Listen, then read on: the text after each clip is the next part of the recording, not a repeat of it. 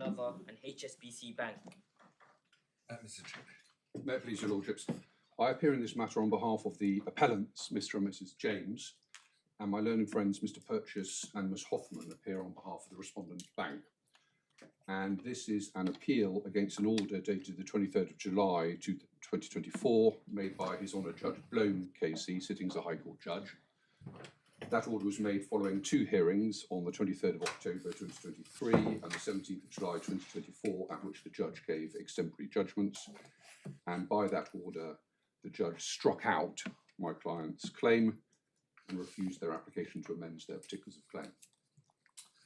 My lords, could I deal with housekeeping, because the bundles were updated and I'm keen to ensure that your lordships have the updated bundles. Yes. So the core bundle should contain items 15, 16 and 17, which are the replacement skeleton arguments and the agreed list of issues.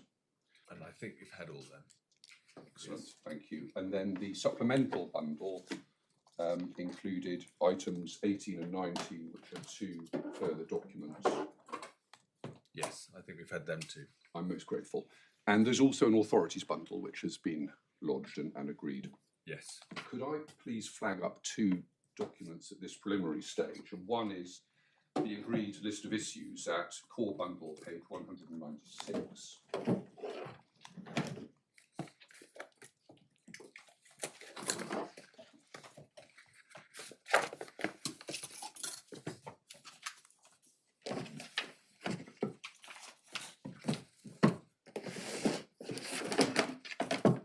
Yes. This list of issues was agreed by the parties following the indication given by Lord Justice Warby when granting my client's permission to appeal. That indication being that the grounds of appeal should be reviewed with a view to identifying more concisely the respects in which the judge is alleged to have been wrong. So the agreed list of issues now identifies a single main issue. Was the judge wrong not to amend his October 2023 judgment using his AIC jurisdiction, that being a reference to the Supreme Court's decision in AIC against Federal Airports Authority of Nigeria. That's what we used to call the barrel jurisdiction. Yes, indeed. Yes. Indeed, my lord. Yeah. I think it's referred to by my learned friends as the AIC jurisdiction. I was proposing to refer to it as such. I'll certainly be focusing on AIC as it's now the leading Supreme Court authority on this particular jurisdiction. That single issue, though, is then broken down into 5 sub-issues, and it's by reference to those 5 sub-issues that I shall be structuring my oral submissions today. The other document which I'd like to flag up at this preliminary stage is the 2013 letter, which is at the heart of this appeal. And the copy of the 2013 letter in its correct order is at page 200 of the supplemental bundle. There's no dispute about that, is there? There's no dispute, as I understand it, that page 200 is the 2013 letter in its correct order.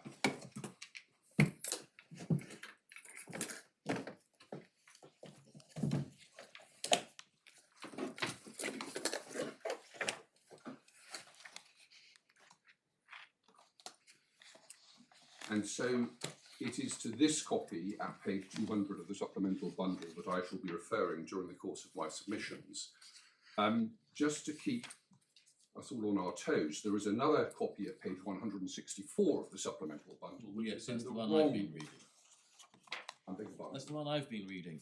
I do apologise, my lord. It was the mistake in the first bundle has been repeated in this bundle again, so it's in the wrong order. Yes. The correct order is at page 200. Thank you. And when the matter was before the judge, he had them in the wrong order. Correct. Yes, I see. It is actually quite helpful for your argument to see what was before the judge. So it's useful to have it in the wrong order as well as in the right order, as it were. Yes, indeed, my As long lord. as we know which is which. And to be clear, the order in which it appears at page 164, which is the wrong order, is the same wrong order as appeared before the judge. That's what Yes. I assumed. Yes. So, my lords, I'm not intending subject to any comments you may have, to go through the narrative background in any great detail, because it's been rehearsed in my skeleton argument and my learned friend's skeleton argument. But there are 4 key documents that I'd like to draw your attention to, if I may. And the first of those is my client Mrs. James's witness statement, which is in the supplemental bundle at page 84.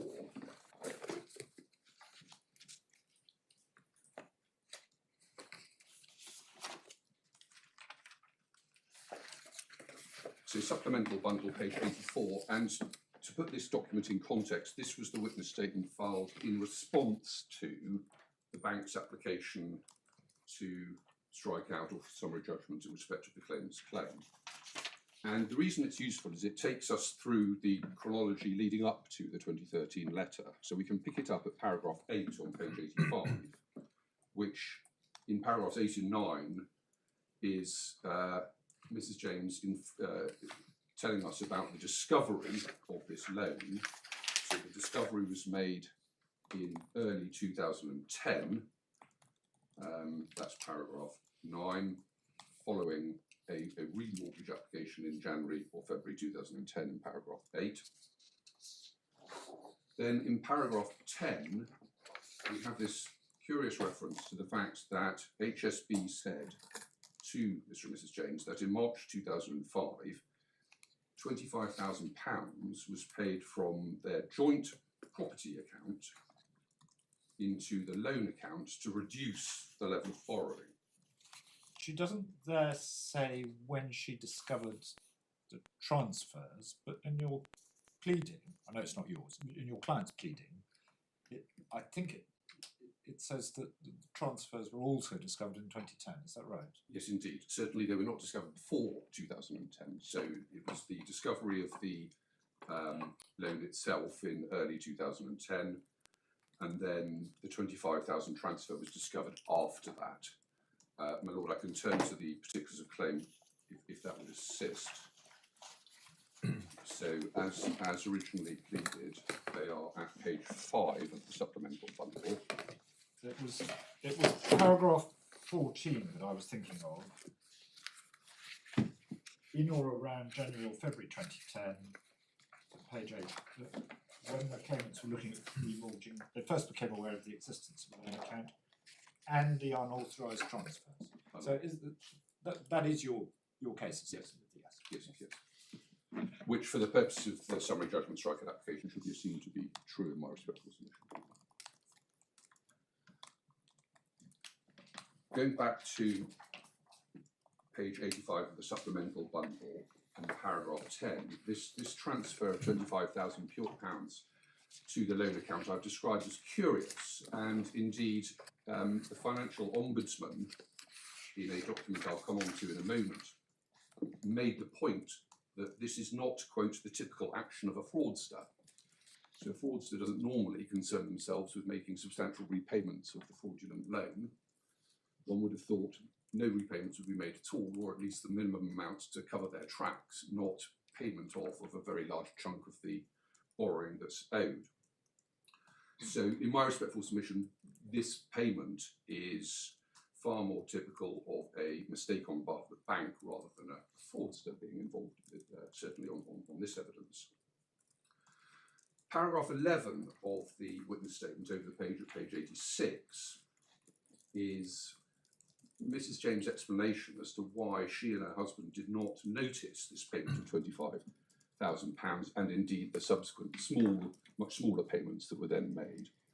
And there are 2 reasons given. So paragraph 11, 5 lines down, the sentence starting, as for the larger payment in March 2005, that's the reference to the £25,000. We cannot, of course, now recollect why that sum was missed, but I note that in March 2005, there was an unusually high credit and debit turnover in the joint Premier account, each totalling over £60,000. We must have assumed that the debit formed part of those transfers. Now, I accept, as I must, that the reference there from Mrs. James is to her Premier account, whereas the £25,000 actually came from what's called the property account, which is a different joint account. We don't have any evidence as to how much money was in the property account. No. But then the second point that Mrs. James makes is this. At the time, and I'm just carrying on from where I left off, at the time, the bank's relationship manager for our accounts was a man called Russell Abel, and he was regularly making transfers for us. If Mr. Abel had told us he needed to transfer 25,000 from one of our property accounts to another account, Mark and I would not have questioned this. I need to stress and prepare to go on oath to say that neither my husband nor I were aware of the destination of this money.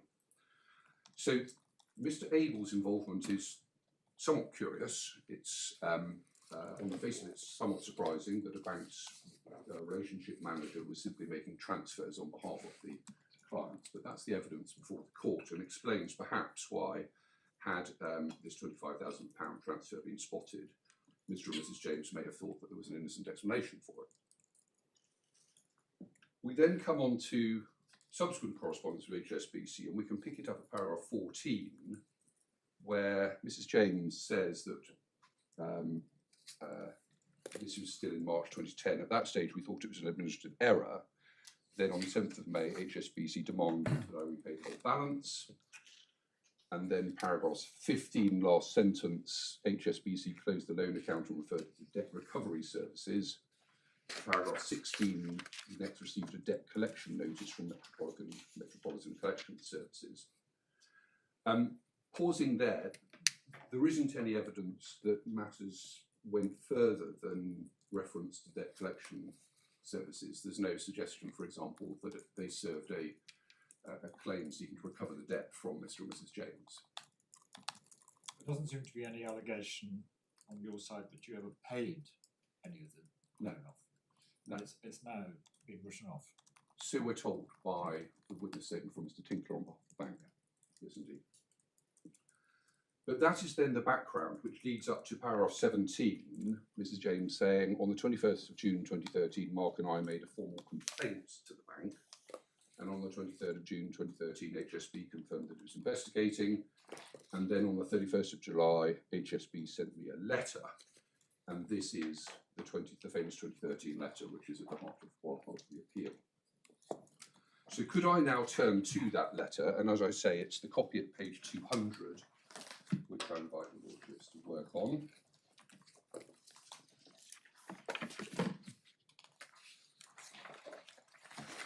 And I need to go carefully through this letter. So starting with the first page, you'll see that this is addressed to Mrs. James only, but in the first paragraph, what we're told, and to be clear, the author of this letter, as you'll see on page 204, is a lady called Julie Clitheroe, the customer services manager of the bank. And she writes in the first paragraph on page 200 that she's writing further to the email received on the 23rd of July from Mr. Mark James on your behalf. So that's the complaint letter that was referred to by Mrs. James. And then what we see on the first page, 1, 2, 3, 4th and 5th paragraphs down, is there's a reference to 3 separate accounts. So the 4th paragraph down, starting from the points detailed within the recent email received from Mr. James, I understand your concerns relate to the loan account ending 0807, which has been forwarded to numerous debt collection agencies for recovery. So that is the loan account which is at the heart of this appeal. In addition, says Ms. Clitheroe, I acknowledge you have also requested to receive clarification on 2 further accounts.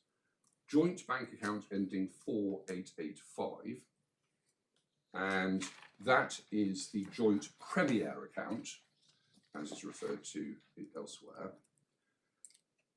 and a sole bank account ending 4893, and that, to be clear, is an account in the sole name of Mrs. James. So those are the 3 accounts which are the subject matter of this letter. We then turn over the page to page 201, and this is the correct second page, which actually turned out to be the 3rd page in the version filed for the judge. But here it is, it's the second page, and it's in its correct position here. In the first paragraph, you'll see that we start with a discussion of the loan account. So the first paragraph says, having reviewed our records extensively, unfortunately I regret that I'm unable to furnish you with details surrounding the opening date of the loan account ending 0807, or a copy of the credit agreement. And what we then have on this second page is a whole narrative all about this loan account. And it continues over to the third page. But before I come to that, could I just flag up that just over halfway down, the sixth paragraph is a paragraph starting from the outset. And what Ms. Glidero says is this: from the outset, it may be beneficial to advise that MCS, its trading name Central Debt Recovery Unit, CDRU, and DG Solicitors are all part of the HSBC Group incorporated solely for the purposes of debt recovery. And that's important because those outfits are referred to later. We then go over to the third page, and the first three paragraphs carry on referring to this loan account. So the first paragraph tells us that it was deemed appropriate to refer your account, that's the loan account, to DG Solicitors on the 5th of August 2010.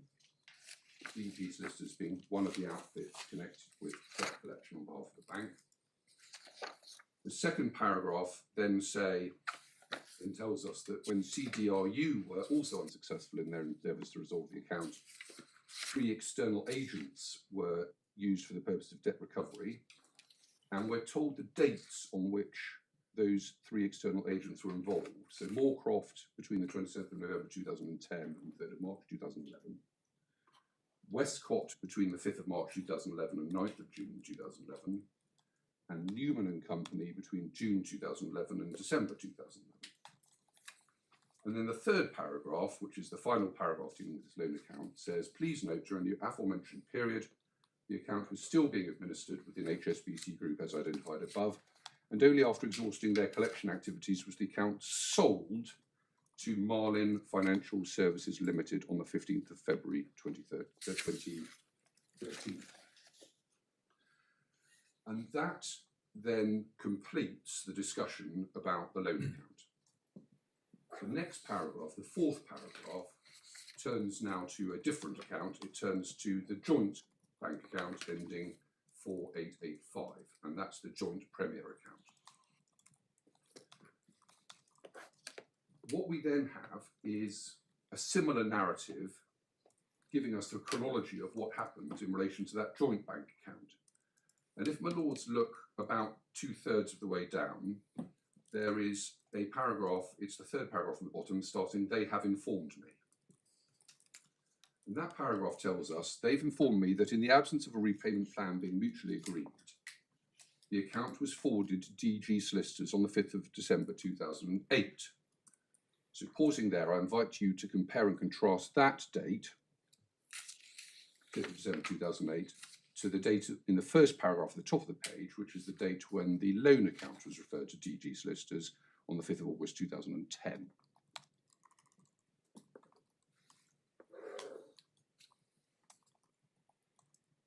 Then the second sentence, which is key, says, although an arrangement was made whereby payments of £302 would be repaid on a monthly basis, following a change in circumstances, in brackets unemployment within the household, contact was made to DG Solicitors on the 19th of December 2008, during which this offer was reduced to £100 a month.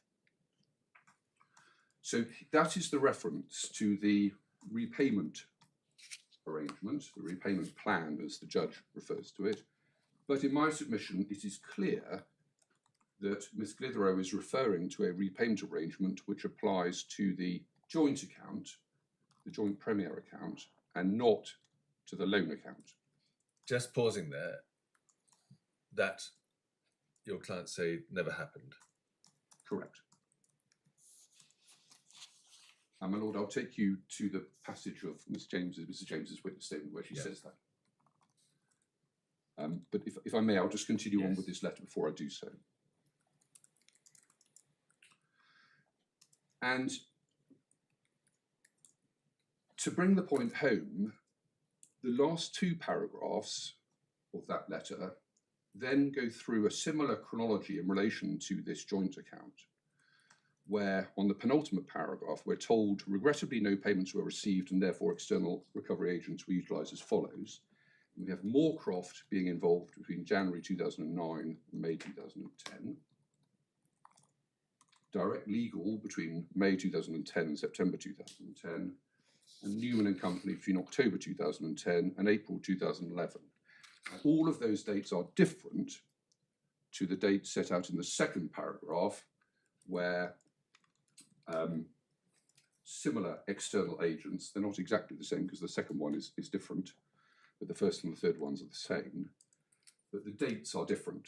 So the dates on which the loan account will refer to external agents is different to the dates on which this joint account. Taking out of your course, but as we're on the page, on your client's case, did those events happen? My clients can't give evidence about that. It's outside of their knowledge. They can't give evidence about the references to the agents, but this is an account that they did know about. Yes, indeed. And one would have thought that the recovery agents would have done things in relation to it. Yes, well, my lord, the only evidence we have is Mr. James's witness statement, and perhaps it's as well to turn to that now. So, picking up at page 86, sorry, forgive me, page 87. Paragraph 15, last sentence. In fact, the penultimate sentence, I later discovered that the bank had then carried out its threat by reporting me to a number of credit reference agencies. It's not clear to me whether they are the same as the debt recovery agencies. I suspect not. But then she goes on to say in the last sentence, paragraph 15, on the 26th of May 2010, HSBC closed the loan account and referred it to debt recovery services. She doesn't tell us whether she knew that at the time or whether she's simply then just repeating what she's been told in the 2013 letter. But this is still talking about the account that was unknown to them. Yes, indeed, the loan account. Whereas the bottom of 202 is talking about the account they did know about. Correct. Yeah. And then paragraph 16, there's a receipt of a debt collection notice. But she doesn't go into the question of whether she had contact from these debt collection agencies in relation to her joint account. And so I can't point you to any evidence on that front. Yes, I see.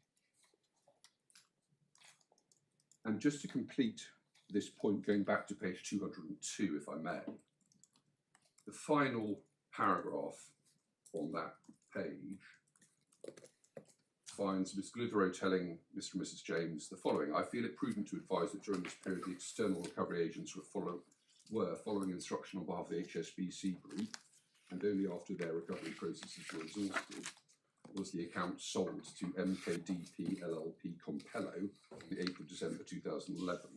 So again, your lordships will note that the date on which this account was sold to a third party is different to the date in paragraph 3 of that same page that the loan account was then sold to a third party.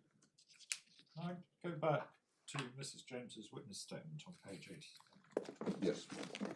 18, which is where she deals with the repayment plan. Yes. And she says she's no idea where the information is supposed to come from, never read and so on. Can you read that paragraph in the context of what she's dealing with? It looks as if she thinks that that's dealing with the loan account as well. Is that a fair? Well, my lord, you are, with respect, absolutely right to point out that in paragraph 18, whilst Mrs. James refers to the repayment arrangement and says, I've no idea where this information is coming from, she does not identify which account the repayment arrangement she's talking about refers to. But she is clearly referring to the passage in the 2013 letter that we've looked at, which is where we find the reference to the repayment arrangement. Yes. And in my respectful submission, it is plain that that passage of the letter is referring to a repayment arrangement which relates to the joint account. Yes, and no, I not to the loan understand. account. I understand that entirely, and you've made a very persuasive case to that effect, and I'm not sure it's disputed. But when you read Mrs. James's witness statement, she's dealing with this loan account of which she knows nothing, and she's dealing with it clearly up until paragraph 16, and indeed in paragraph 17. Yes. And then paragraph 18 seems to me to read as if she also thinks that the repayment plan was dealing with delay, which, as you've pointed out, may have been a misreading of the letter. My Lord, I accept that it's open to interpretation, but another alternative interpretation is that she is simply referring to the same passage that we've looked at that relates to the joint account and pointing out that, as a matter of fact, she's no idea what the bank are talking about because there was no such repayment arrangement. Yeah. But properly read in context and looking at the letter in its correct order, she's referring there to a repayment arrangement which can only refer to the joint account. I mean, I suppose it's possible that she or her lawyers had by then got the letter in the wrong order. Well, indeed, that is another possibility. And, so when they're putting together the witness statement, they get in a muddle. They get the same wrong end of the stick as with the respect that the judge did for the reasons that it had been misfiled. I don't have any evidence to back that up, but that's certainly one possibility.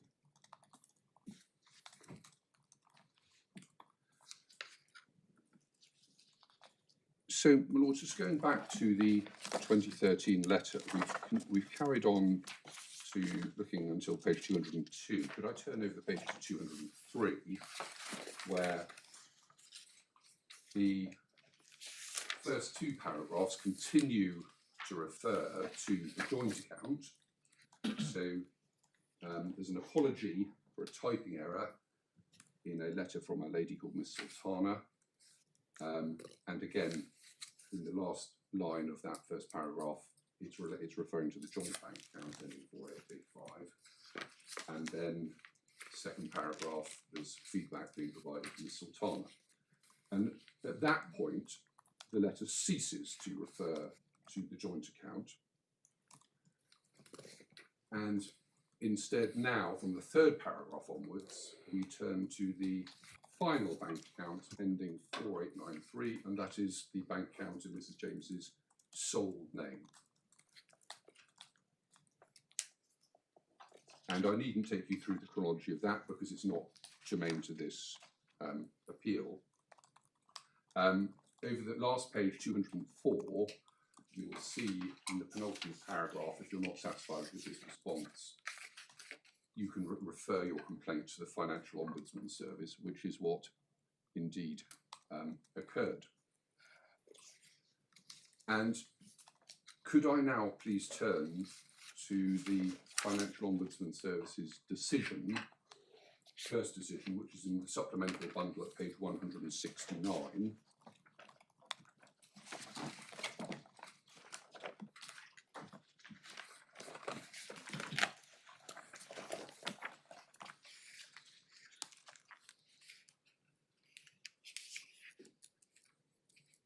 So what has happened is that after receiving that letter, the 2013 letter, in the July 2013, a complaint was then made to the Financial Ombudsman Service, and this is their decision. And I flag it up for a number of reasons.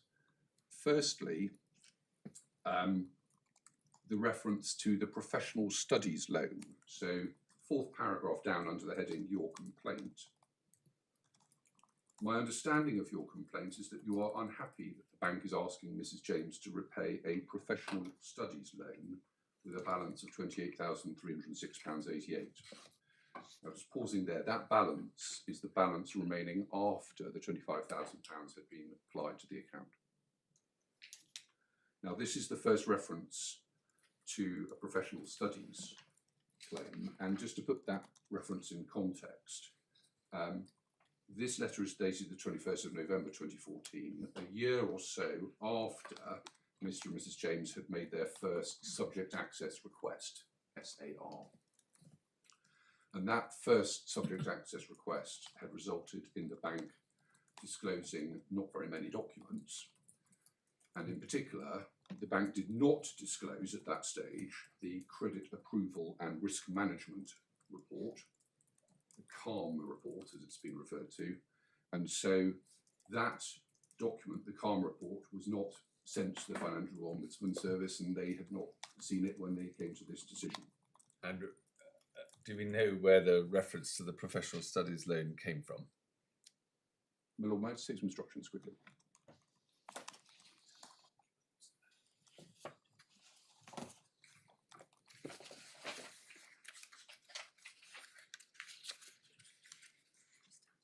My Lords, there was an internal memo from the bank which was subsequently disclosed after this decision, which referred to this loan as a professional studies loan, and we rather infer that something had been communicated to the Ombudsman to allow them to reach that conclusion. But and we'll also see that the CALM report does not refer to this loan as a professional studies loan, Yes. so there's sort of mixed messages being sent about what label should be attached to this loan. Yep. Mrs. James says in her witness statement that this letter from Financial Ombudsman was the first time that they have ever heard the loan being referred to as a My Lord, professional correct. studies loan. Yes, indeed. So they haven't seen anything before that. So the bank must have sent something to the FOS explaining it, but That's the inference, but we don't have No. sight of that communication. Or at least I haven't seen it.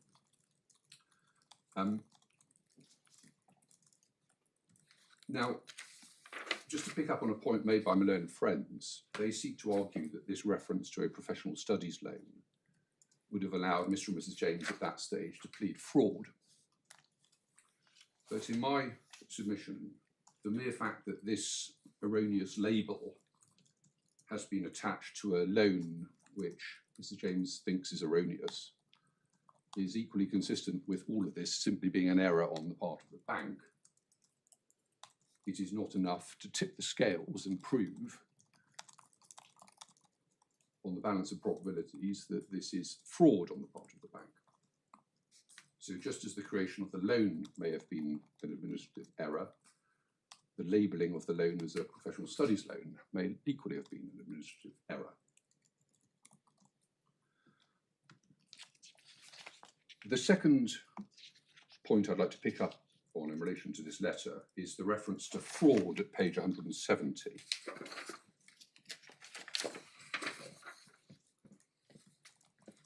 So if my lords look about halfway down, there's a paragraph beginning where funds have been deducted. Where funds have been deducted from a customer's account, it is fair to say large sums, such as £25,000, would not go unnoticed by the account holders. I'd expect a customer, if they disputed the deduction, to ask the bank questions about why £25,000 was taken from the account. And my lords, we've seen Mrs. James's explanation for that in her witness statement. I've also, says the FOS, taken into account, I also have to take into consideration that if the loan account was opened fraudulently in Mrs. James's name, why the loan account was credited with a large sum of £25,000. This is not the typical action of a fraudster. In any event, the bank's record shows the credits to the account came from your joint and Mrs. James' sole account. So this is the reference that I picked up on earlier in my submissions about the payment of £25,000 not being the typical action of a fraudster. We don't actually have a copy of the complaint made by Mr. and Mrs. James to the FOS. But it is fair inference that because they are addressing here the possibility of the loan account being opened fraudulently, that may have been a term used by Mrs. James in her complaint to the FOS. But as the judge in my respectful submission rightly pointed out, the test is an objective one as to whether or not there's sufficient material to allow someone, a lawyer bearing in mind their professional obligations, to plead fraud. And so whether or not Mrs. James, as a non-professional person, was using that label in her complaint to the FOS does not actually serve as any evidence of anything. It simply tells us that subjectively that might have been a thought that occurred to her.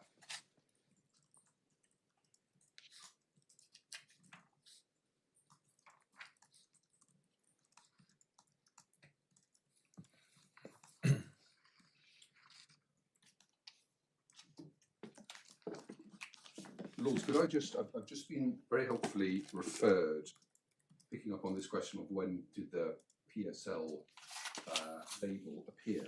Could I refer your Lordships please to page 43 of the supplemental bundle,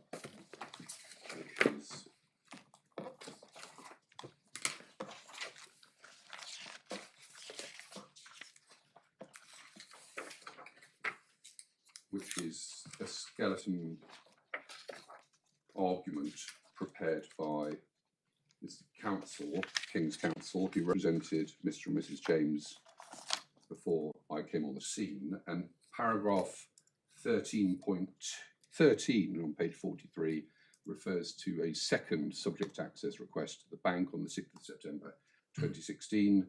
Response to this SAR included a great deal more material, including 13.1, the calm report, but 13.2, the internal memo at page 70, which referred to the loan as a PSL and recorded that C2, that's Mrs. James, was not in arrears only 2 months before a final demand was issued. So that is the internal memo that I was referring to, my lords.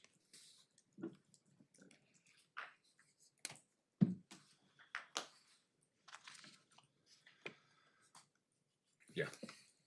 Could I now turn, please, to the final document I'd like to refer specifically to, which is the calm report, which is in the supplemental bundle at page 156.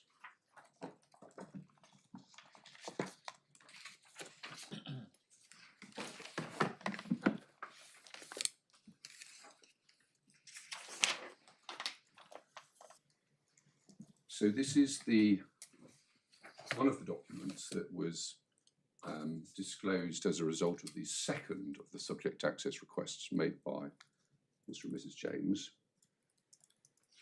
And it was disclosed on the 17th of October 2016, and the claim was issued just within 6 years of that date. So if this is the document disclosure of which starts time running, then the claim was issued in time. And so far as Mr. and Mrs. James is concerned, this is the game changer, if I can put it like that, because unlike the other documents and information which had previously been disclosed by the bank, which are all consistent with the idea of this being an administrative error on the part of the bank, it is very difficult to see how this document could be the result of an error by the bank. And the judge, in his judgment, which I'll come on to, described this as a cut and paste job and a bogus document. Just looking at the first page, 156, my clients have no idea why this document is entitled Europe with Risk. And then over the page on page 157, we see, firstly, there's a reference to Mrs. Sean Caroline James, who's the second respondent. And then immediately under her name, there's a reference to a company, James Brown Industries Limited. Now, James Brown Industries Limited is a company which Mr. James had involvement in, but Mrs. James did not have involvement in. She was neither director, shareholder, nor had any other involvement with that company. So quite why the name of that company appears under her name is a matter of bafflement to my clients. We then, a couple of lines down on the right, have a date given for this document, which is the 15th of February 2005. And that is a curious date because we are told that the loan was created in September 2004. And so if there is to be a credit approval report, one would have thought that it would precede the loan rather than post-date the loan.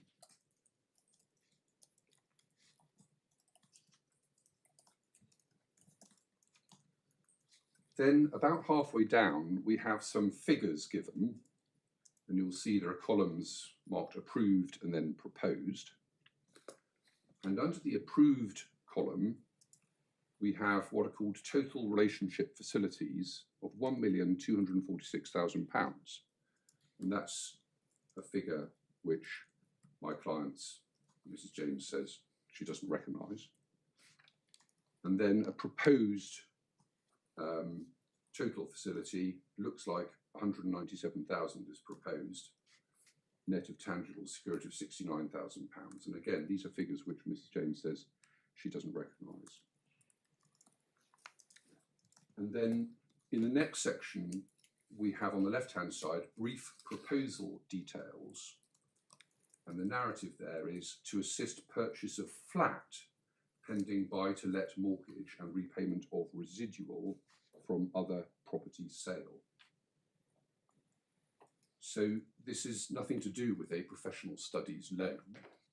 It looks like it's lending associated with the purchase of a flat. And lending, I should add, that bears no reference to the £49,000, which is the amount of the loan we are told about by the bank. It's figures that are of a completely different nature. And just to finish looking at page 157, at the bottom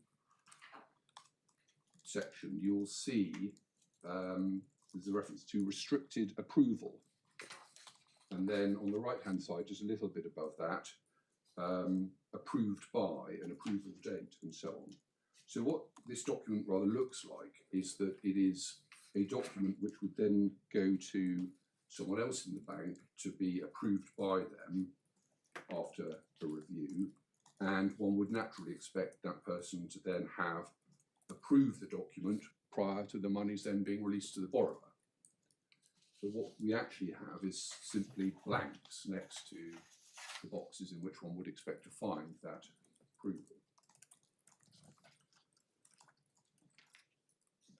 Now, this document was analysed by an expert called Mr. Tomlinson, and the judge, notwithstanding my own friend Miss Hoffman's encouragement to the contrary, permitted Mr. and Mrs. James to rely upon Mr. Tomlinson's report in the context of the summary judgment and strikeout application.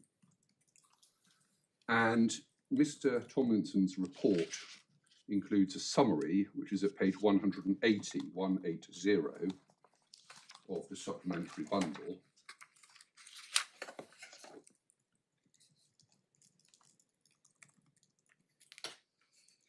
And you'll see that Mr. Tomlinson, who I should say is not only a forensic accountant, but also worked as a manager at HSBC Bank,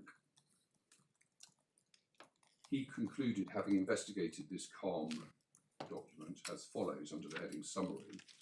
This CALM application is not consistent with what I would have experienced as an approver of hundreds of CALM applications in my career at all, or expected to see. There are a few items that could be explained by human error, but many more that are too suspicious, individually or collectively, to suggest that this was a legitimate application, legitimately prepared and processed. The lack of soft copy of it, per certain email, would suggest it could have been a simplistic tactic to put something in the paper file that looked like a legitimate CALM application on initial review. This could be a simple tactic to protect an individual from wrongdoing if the branch/department was ever subject to an internal audit, or a simple review sampling of files by a more senior member of the team. The fact that it is such a chaotic and incorrect application could be typically one to create diversion. My opinion remains that the collective number and type of individual errors, inaccuracies, anomalies within this CALM application suggests that it is more likely to be explainable as wrongdoing than incompetence. And whether by luck or by judgment, that formulation that this report is more likely to be explainable as wrongdoing than incompetence actually mirrors precisely the test set out in the Sofa case, which I shall come on to, as to what needs to be established in order to be able to be pleading fraud.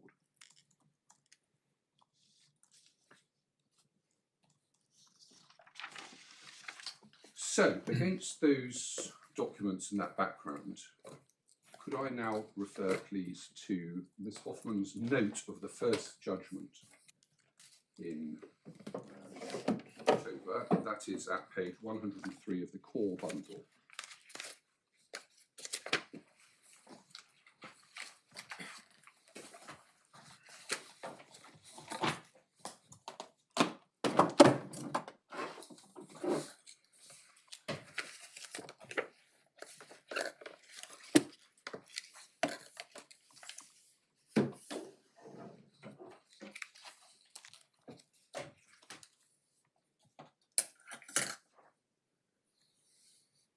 So page 103 of the core bundle is where we find Ms. Hoffman's note. And just by way of preliminaries here, firstly, I did not attend this hearing. It was Mr. Counsel, King's Counsel, who represented Mr. and Mrs. James.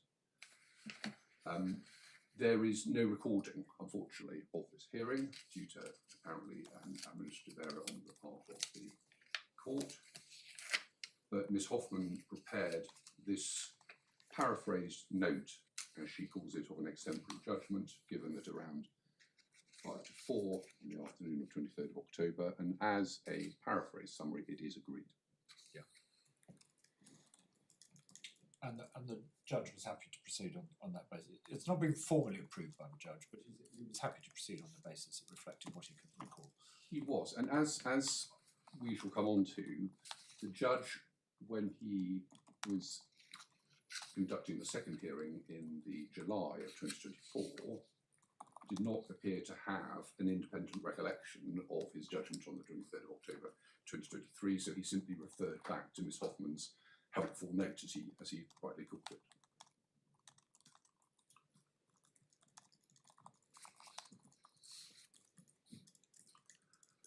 So after setting out the background, the first section, and there are two sections to this judgment, the first section starts at paragraph 22 onwards, entitled Summary Judgment and Fraud.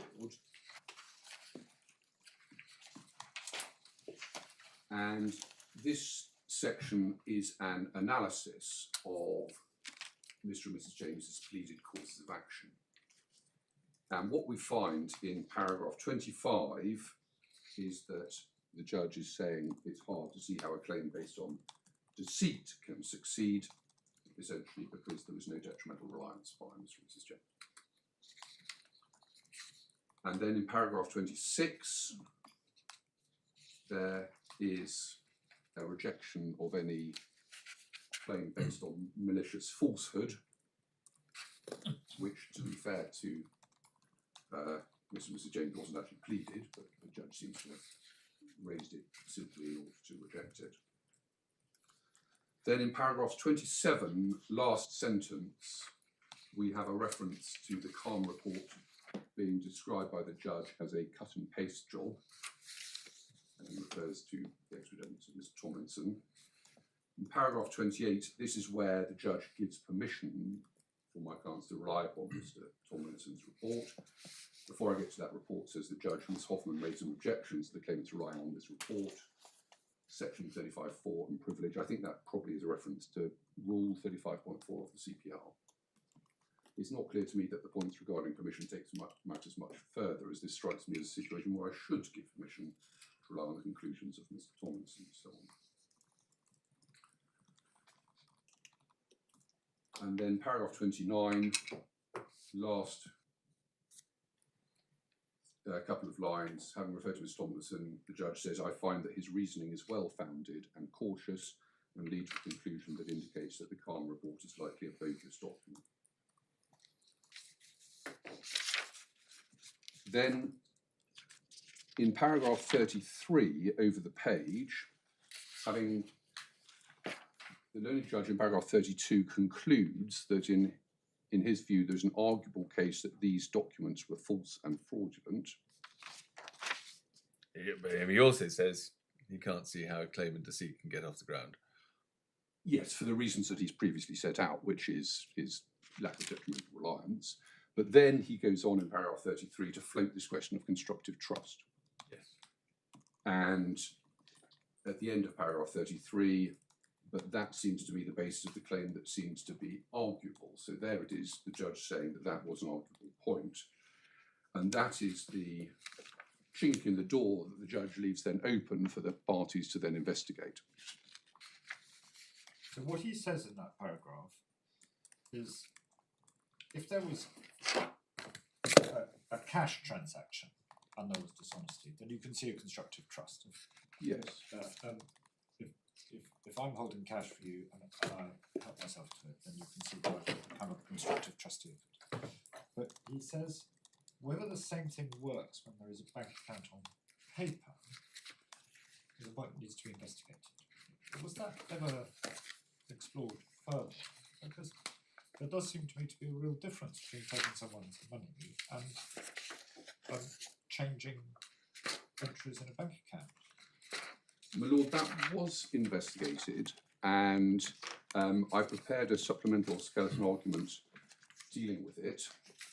And then when the judge in the subsequent hearing in the October was told that actually it's now common ground that even if a constructive trust arises, the 6-year limitation period would apply to that claim just as much as it did to the other claims. The judge said, well, in that case, we don't need to trouble ourselves much about this interesting question because it's statute barred on his analysis. But my learned friends and I have agreed that we haven't included the constructive trust authorities in the authorities bundle because your lordships are not being invited to determine that potentially quite interesting legal point. In my respectful submission, it is at the very least satisfies the real prospect for success test. There is the classic example given by Lord Brown Wilkinson of the thief who steals the money in a bag, and his lordship says that a constructive trust then arises, and then there's other subsequent authorities. Yes, indeed. So, my lord, just for your reference, just to show that it's something that we certainly have considered. Page 129 of the supplemental bundle.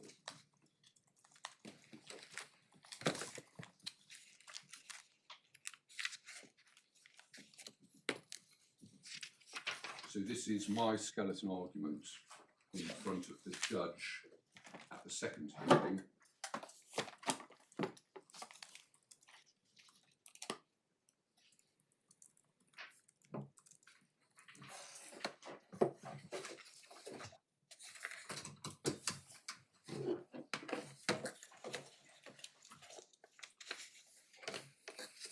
So there in page 129 of the supplemental bundle, under the heading Constructive Trust, paragraph 8, I quote the relevant passage of the West Yorkshire case, which is widely drawn, fourth line down of that quotation, when property is obtained by fraud, equity imposes a constructive trust on the fraudulent recipient. So, as you say, you've between you decided not to pursue this question, but how does it work? So, what is HSBC alleged to have received?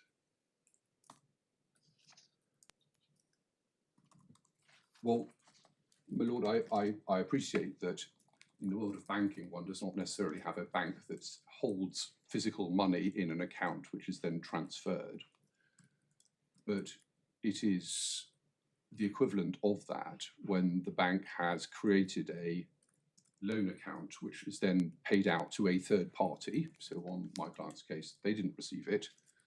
So money has been paid out to a third party, which then creates a debt in the name of Mrs. James, and then money is... Her position there is simply she's not liable on that debt because although the bank has recorded her as being the borrower, she never actually borrowed the money. My lord, yes. On her account, this has nothing to do with her at all.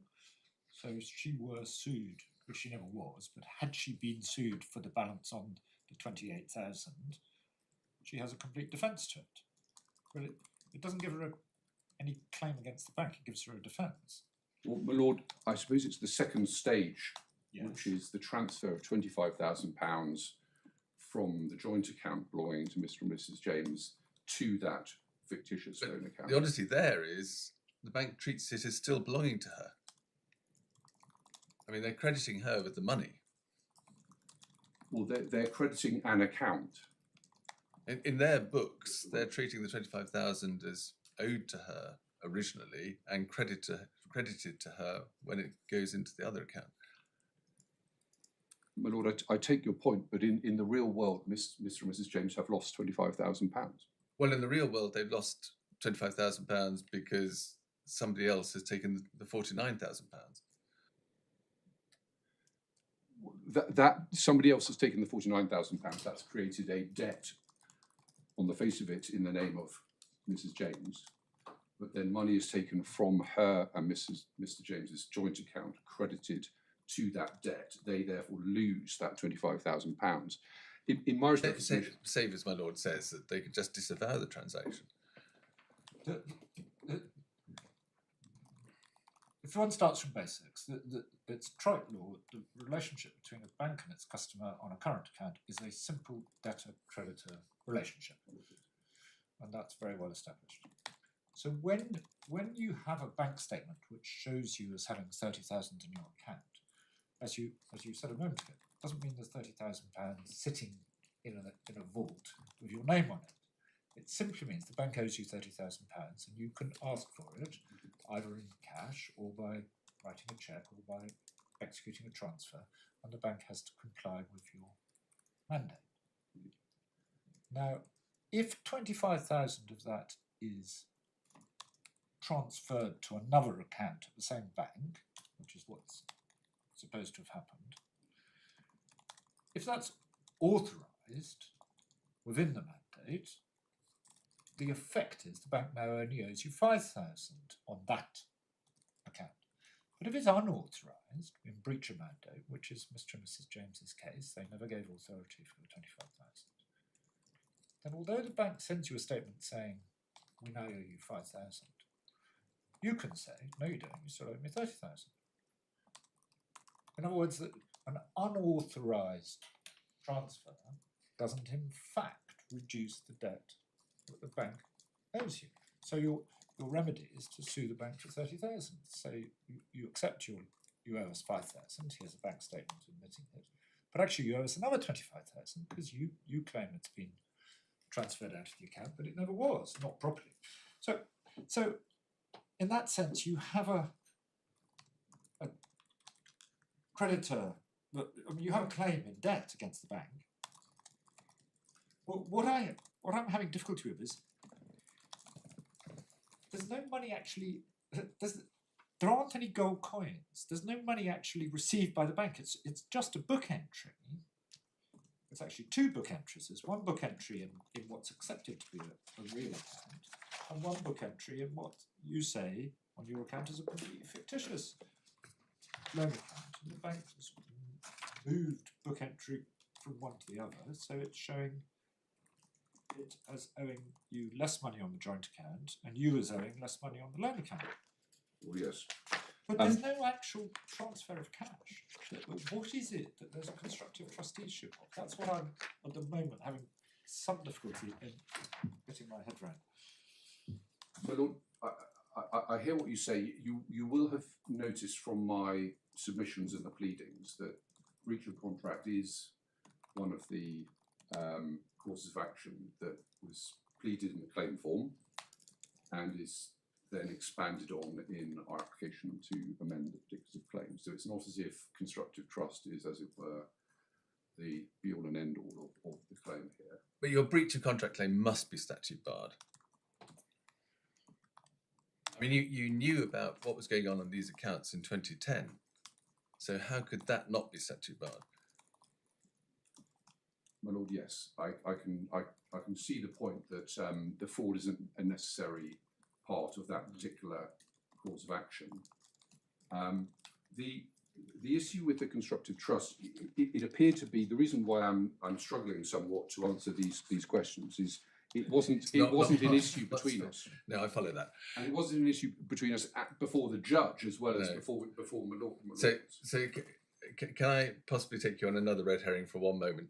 And you may say, well, this isn't something that we're concerned with either, but the judge knocks out the fraud deceit claims without regard to limitation. So when you go back to the judge to say you've made a mistake, what do you expect to happen to the fraud and deceit claims? He's made no mistake about them. Yes, my lord, we don't say those should be reinstated. But when you ask for permission to amend, they're all there, even though they have been struck out, and there's no reason to think that the judge was wrong about that. Well, my lord, that may be my fault, and I should have perhaps crossed out that aspect of the claim. Because actually, all that's we're concerned with is the prospective claim at page 115 of the bundle, isn't it? Which would be reflected doubtless in the prayer somewhere. My lord, yes.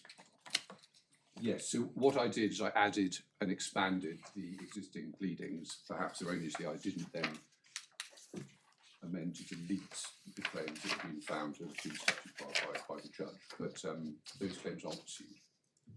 Yeah, I mean, if you had crossed out everything else, it would have been very apparent that what you were seeking to do was add in a claim for fraud after the limitation period definitely had expired. Well, I say add in, substitute, in fact, because all the rest has gone. So what you're actually seeking to do, whether or not this is relevant, is bring a claim in fraud after the limitation period for that would have gone, presumably on the basis that it's the same facts as the old claims, even though those claims have definitely gone. The cause of action, the legal arguments have been rejected by the court, but precisely the same facts upon which those claims are founded are the facts upon which the constructive trust and restitutionary claims are founded as well. I see that, but at the time you were putting them forward, actually the whole of this claim had gone, and gone on grounds that are not challenged. Well, my lord, the order had not been made at that stage. An extempore judgment had been given, and leave had been given to hear argument on the constructive trust point. And so it was not as if the whole edifice had come tumbling down at that point. The judge had given permission for us to investigate that point, which must have been on the premise that the factual structure on which the other claims had been founded was available to us on the constructive trust point. Save that actually his point wasn't that. He thought that the limitation period might be different. Yes, indeed. But had he thought that any application to amend to include that constructive trust point wasn't available because the factual structure on which it was based had gone, then he wouldn't have given the parties that opportunity. Yeah. And again, you might fairly say, well, actually, that's not what we think we're here to argue about. Well, my lord, it's certainly not one of the grounds contained in the respondent's notice. Understood. But I think in order to understand the limitation question as it affects the constructive trust, it's helpful to understand what the constructive trust is. And as I understand it, your case is by transferring 25,000 plus bits joint account to the fraudulent loan account. When I say fraudulent, it was set up by somebody fraudulently. The bank becomes a constructive trustee of the 25,000 for Mr. and Mrs. James, and the limitation period for that claim is 6 years from the wrongdoing, which is the transfer in 2005. But you can take advantage of Section 32 to postpone the running of time, and so the time runs in the same way as it does for the fraud claim? Is that how you put your? Yes, the time starts running from, I think it was the 17th of October 2016 when the CALM report is then disclosed. And Well, the time starts running under Section 32 from when you discovered, or could with reasonable diligence have discovered, the fraud, which is fraud. So you have to say for Section 32(1)(a) purposes that this constructive trust claim is based upon the fraud of the defendant. Is that right? yes, indeed. Yes, indeed. Because the alternative is deliberate concealment, and the bank didn't deliberately conceal the transfer of 25,000 because they told you about it. Well, by 2010 at the latest, if not before. Yes, indeed. But the way that it's pleaded by Mr. Counsel, my predecessor, is squarely on the basis of fraud. I imagine he did that because he appreciated that anything else would be statute-barred. But my lord, yes. There's also, just for completion, a reference to not only constructive trust but also the restitutionary claim. So, if you just give me a moment. You mean in the amended pleading? I actually was going to refer to my skeleton argument at page 130 of the supplemental bundle, but it is there in the pleading as well.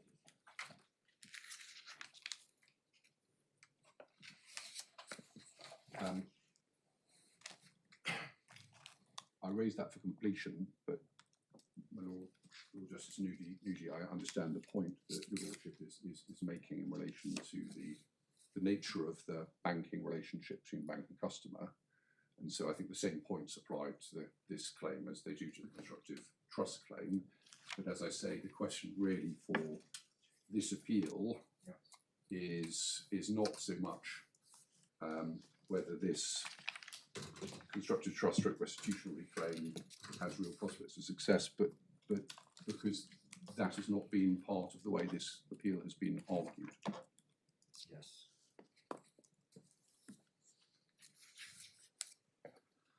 So, going back to the judge's judgment, page 103 of the core bundle is Hoffman's note. We've looked at the first section, which runs from pages 106 to 108. And then the second section at the bottom of page 108 starts at paragraph 37 onwards, and this considers the question of limitation. And the judge paraphrases section 32 at paragraph 38. And paragraph 41 makes this point that the test is objective, not subjective, and therefore whether Mrs. James is subjectively suspecting fraud is neither here nor there. And then the critical passage is paragraph 43 of the note, when the judge says this: in 2013, she, that's Mrs. James, knew three things. A, that the loan had been taken out in her name and that she had not received the money. B, that payments, £25,000 plus, had been made from her joint account to the loan account. And C, there were representations made about a renegotiation of the repayment plan, which she says did not take place. So there would have appeared to be someone writing down a record of Mrs. James behaving in a way that she did not. Now, the judge starts that passage with "in 2013." He hasn't actually elsewhere referred to the 2013 letter as such, but it must be the case that he is here referring to the 2013 letter, because in limb C of that paragraph he's referring to the renegotiation of the repayment plan, and that is what we find in the 2013 letter. So although he does not refer in terms to the 2013 letter, it is clearly in his mind. The next thing to that I'd like to flag up is that limbs A and B are facts which were known to Mrs. James before 2013. In fact, they were known to her in 2010, that the loan had been taken out in her name and that the payments had been transferred from her joint account to the loan account. So that was in 2010. So it's limb C, which is clearly the critical limb as far as the judge is concerned in reaching the conclusion that he does. However, this is where the judge's mistake, I respectfully suggest, comes in, because he has read the letter in the wrong order. He is proceeding on the mistaken basis that the key passage in the 2013 letter, which we looked at, referred to renegotiation of a repayment plan for the loan account, whereas in fact it related to Mr. and Mrs. James's joint account. Now, Malone and friends, Mr. Purchase and Ms. Hoffman, make the fair point that the judge does not expressly refer to either accounts here. He simply refers to renegotiation of a repayment plan without saying which account he has in mind. However, the judge must have been referring or thinking he was referring to a renegotiation for the loan account for the following reasons. Firstly, the 2013 letter had been misfiled, and if one looks at the copy at page 164, where the third and second pages have been swapped round, that gives the false impression that the passage that is the key passage relating to the renegotiation of the payment plan relates to the loan account and not to the joint account. So that is why I submit the judge is clearly proceeding on the assumption that the renegotiated payment plan relates to the loan account. Secondly, if one looks at paragraph 43 of the note, limbs A and B both refer to the loan account.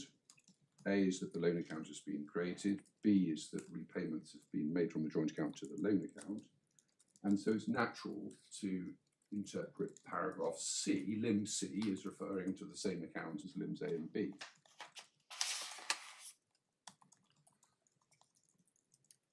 The third reason why the judge must have been thinking that the renegotiated payment plan related to the loan account is that his reasoning only in paragraph 43 only really works if limb C refers to the loan account. Because if the renegotiation of the repayment plan related to a different account, that wouldn't prove fraud in relation to the loan account. That would suggest something odd was going on in relation to that different account. Now, the judge himself confronted these points in his second judgment, and it's worth referring to that, particularly because my own friends rely on what is said there. So it's in the core bundle, page 151. Core bundle, page 151.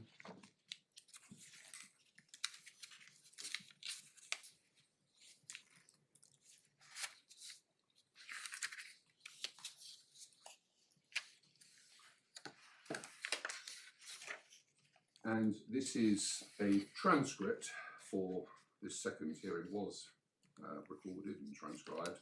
This is the transcript of the judgment given by the judge at the second hearing. And we can pick it up at paragraph 15, where the judge says this: Mr. Troop admits I've made a mistake and I should be judge enough to admit it. Pause there, I didn't quite put it in this transcript for the judge, but it's a summary. The mistake he points to is that when I delivered my judgment, I referred to repayment plan, which he submits as a reference to the repayments in respect of the loan account. But in fact, this document is discussing potential repayments to the joint account. He submits, well, it may be one thing for a victim to discover that the very account that was fraudulently opened is the subject of fraudulent transactions, or for transactions for which they have no explanation. But this was a different account. This was a joint account, and therefore the factual effect is different. I, of course, accept that there was a difference in fact between repayments on those two bases. Now, pausing there, in that last sentence, the judge is there with respect correctly accepting that there is a distinction between a repayment plan renegotiated in relation to the loan account and a repayment plan renegotiated in relation to the joint account. But then, having accepted that distinction, the judge goes on in paragraph 16 to say this: I should note that my judgment at C, that's a reference to paragraph 43C of Ms. Hoffman's note, says that there were representations made about a renegotiation of the repayment of the plan, which he says did not take place. Mrs. James, at paragraph 18 of her witness statement, herself says no such repayment plan had ever been agreed with her, and there was no unemployment within the household. Reference to the plan is simply a reference to the plan as it is referred to both by Mrs. James and in the letter. I do not consider that I made a mistake in phrasing matters as I did, although again I appreciate that this was an extemporary judgment and I am reliant on the helpful note that has been provided. So the problem with that paragraph 16 is that, having correctly identified that there is a distinction between repayment of a payment plan for the two different accounts, the judge then doesn't apply that distinction. He simply says it's a reference to the plan referred to by Mr. James and in the letter. But as we've seen, the letter, when correctly interpreted, clearly refers to a repayment plan that relates to the joint account. I mean, in paragraph 14, he said something that is capable of applying whichever account is being referred to. Yes. Yes, that's right. But it is, if I can put it like this, suspicious behaviour that relates to a different account. So the judge in paragraph 15 correctly appreciates that there is a distinction. But he doesn't say that he thinks it's a distinction that matters. Well, he doesn't make the distinction. That's rather my complaint in relation to paragraph 16. In the penultimate sentence, reference to the plan is simply a reference to the plan as it is referred to by Mrs. James and in the letter. So that doesn't make the very distinction that he's recognised in paragraph 15. But then the reference to the plan as it's referred to by Mrs. James and in the letter, well, the letter refers to a renegotiation, a repayment plan relating to the joint account. And Mrs. James, as we've seen, doesn't specify which account she's referring to.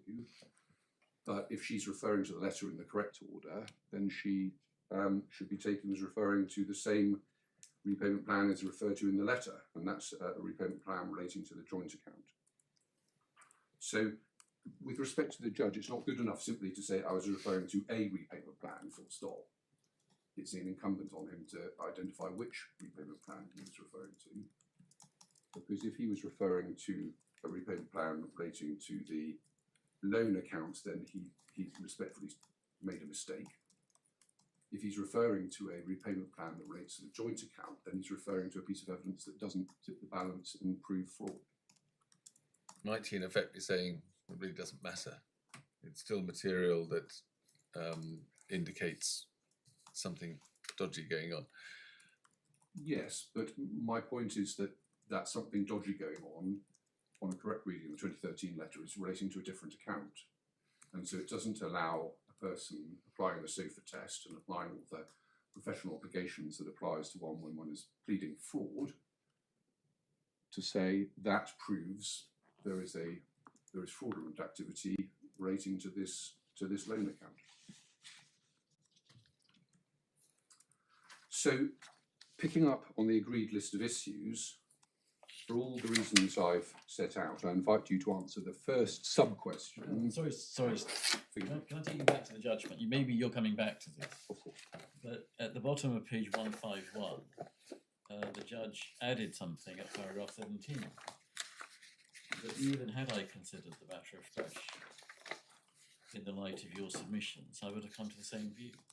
Yes, and that is, I'll come on to that now. Please do. So that is, whenever's convenient for you. it's convenient now, my lord, because we've just dealt with the first sub-issue in the agreed list of issues, which is, did the judge make a factual mistake when interpreting the 2013 letter? And for all the reasons I've set out, I do respectfully invite you to answer yes, he did make a factual mistake. second sub-issue in the agreed list of issues is, would the factual mistake have affected the conclusions reached by the judge as to limitations? So this is the point my lord raises. And in my submission, the answer is, if the factual mistake had been corrected, then the judge would have or should have reached a different conclusion on limitation, and that is by reference to the proper application of the legal principles in the SOFA case. So could I please refer you to the authorities bundle, page 114.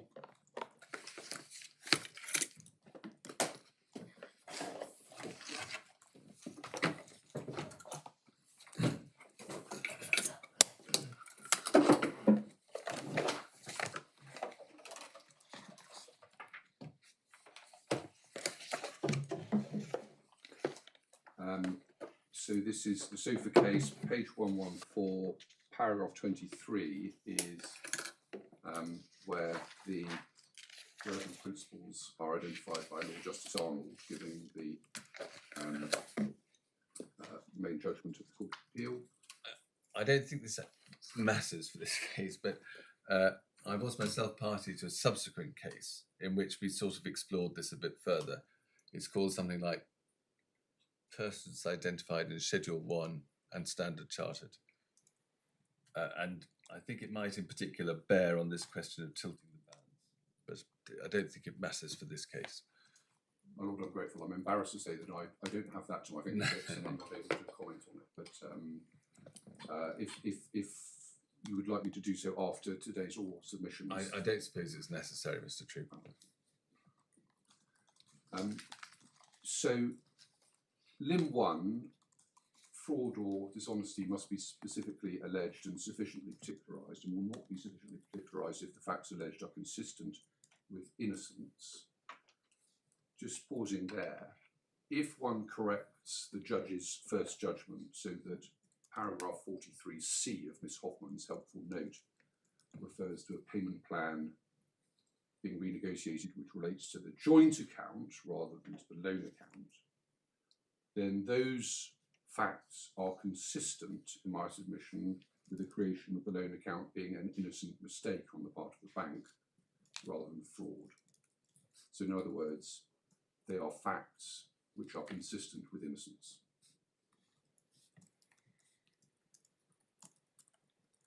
Lim 2 states dishonesty can be inferred from primary facts, provided that those primary facts are themselves pleaded. There must be some fact which tilts the balance and justifies an inference of dishonesty, and this fact must be pleaded. Well, pausing there, the judge clearly thought that the renegotiation of the payment plan, which he interpreted as relating to the loan account, was the fact that tilted the balance and justified the inference of dishonesty. But if that plan related to the joint account rather than the loan account, it loses its force and no longer tilts the balance in the same way. That's not what the judge said. You say he was just wrong about that. I mean, we saw his paragraph 14 in the second judgment and paragraph 17 in the second judgment. In paragraph 14, he says somebody is to Mrs. James's knowledge, saying things about her which are just incorrect. Paragraph 17, as my lord pointed out, says even if I did make a mistake, it wouldn't make any difference. And that's just the judge thought. Doesn't matter which account it applied to. It still was sufficient to meet the SOFA test. Well, in that respect, I say he's simply wrong. You say it's wrong. Because the mere fact that something odd is going on in relation to a separate account is not sufficient to tilt the balance and allow the person to plead fraud in relation to this loan account. The bank, in my respectful submission, could have then applied to strike out the claim on the basis that whatever might have been going on in relation to the joint account, that isn't evidence of fraud in relation to the loan account.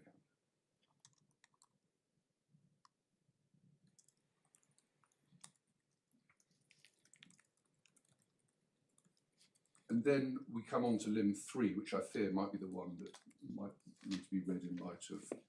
I think the 2 might possibly be Two read in as the light well. of Standard Chartered as well. I'm grateful. But the claimant does not have to plead primary facts which are only consistent with dishonesty. The correct test is whether or not on the basis of the primary facts pleaded an inference of dishonesty is more likely than one of innocence or negligence. And again, in my respectful submission, if Mr. and Mrs. James had pleaded the 3 facts set out in paragraph 43 of Ms. Hoffman's note, but had made it clear that the repayment plan related to the joint account rather than the loan account, they would not have satisfied this test, and the bank could have applied to strike out their claim. The other authority that I've referred to is the RIA case, which is a judgment of my Lord Justice Newey, which is an undue influence case relating to a will, but it's helpful in the sense that it talks about the question of inherent probabilities and what's needed in order to tilt the balance to make something more likely than not. So page 188 of the bundle, the authorities bundle, is the relevant passage.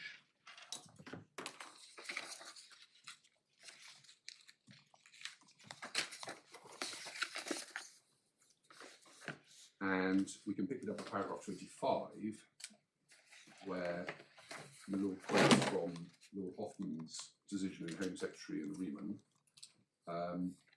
The civil standard of proof always means more likely than not. The only higher degree of probability required by the law is the criminal standard, but some things are inherently more likely than others. It would need more cogent evidence to satisfy one that the creature seen walking in Regent's Park was more likely than not to have been a lioness than to be satisfied to the same standard of probability that it was an Alsatian. And then that is then qualified by Baroness Hale, paragraph 26 in the Inree B case, saying there's no logical or necessary connection between seriousness and probability. And over the page, second line down, consider the famous example of the animals seen in Regent's Park. If it's seen outside the zoo on a stretch of greensward, regularly used for walking dogs, then of course it is more likely to be a dog than a lion. If it is seen in the zoo next to the lion's enclosure when the door is open, then it may well be more likely to be a lion than a dog. And then the summary given by my Lord Justice Newey in paragraph 27, the extent, if any, to which it is appropriate to have regard to inherent probabilities will thus be affected by the particular facts. Even so, it seems to me that it will commonly be appropriate to proceed on the basis that undue influence is inherently improbable. And in my respectful submission, the same applies when one is alleging fraud against a bank. It is inherently improbable that a bank such as HSBC is engaging in fraudulent behaviour. So this is a case where when my clients see an animal walking along the greensward in Regent's Park, they are entitled to say that's more likely to be an Alsatian than a lion. And that informs then the question of how one interprets the facts set out by the judge in paragraph 43 of Ms. Hoffman's note. It should be seen in that context that my clients are having to take the very serious step of alleging an inherently improbable thing against the bank, which is that they've been fraudulent. So for all those reasons, I invite you to find, in answer to the second sub-issue in the agreed list of issues, that the factual mistake did affect the conclusions reached by the judge, and had he correctly identified that the repayment plan related to the joint account, not the loan account, then he should have reached an opposite conclusion to the one he did. The third sub-issue I can deal with quickly because it is, was the limitation conclusion not open to the judge on the evidence before him? Slightly awkward negative phrasing of that question, but the answer in my submission is yes, the limitation conclusion was not open to the judge once the 2013 letter had been properly interpreted. This is not a case where the judge's evaluative decision is based upon an assessment of live witness evidence at trial. This is an evaluation by the judge based on documents and based in the case of his 2013 24 decision on his recollection of what was said in July 2023, and as he says, he's reliant upon Ms Hoffman's note. So your lordships are, in my respectful submission, in just as good a position as the judge was in deciding whether his evaluative decision is right or not, and this isn't a question. Is that the test? I mean, obviously, one idea that works through the authorities is, well, the judge saw the witnesses and whatever, but that's not the only idea. And I think you would find authorities saying that with valuative matters, we're only entitled to interfere if you can see that the judge reached an unreasonable conclusion or took into account wrong matters or whatever. Well, my lord, the authority of Re-Sprint Room isn't quoted in the authorities bundle, but it's the one that's commonly referred to. It's in paragraph 42 of Rear Oh, I'm most grateful. I'm told that it's in paragraph 42 of Rear and Rear. and Rear. Quite Authorities possible. 198. Page 199. 199. I'm most grateful to my own friend. Page 199 of the authorities bundle.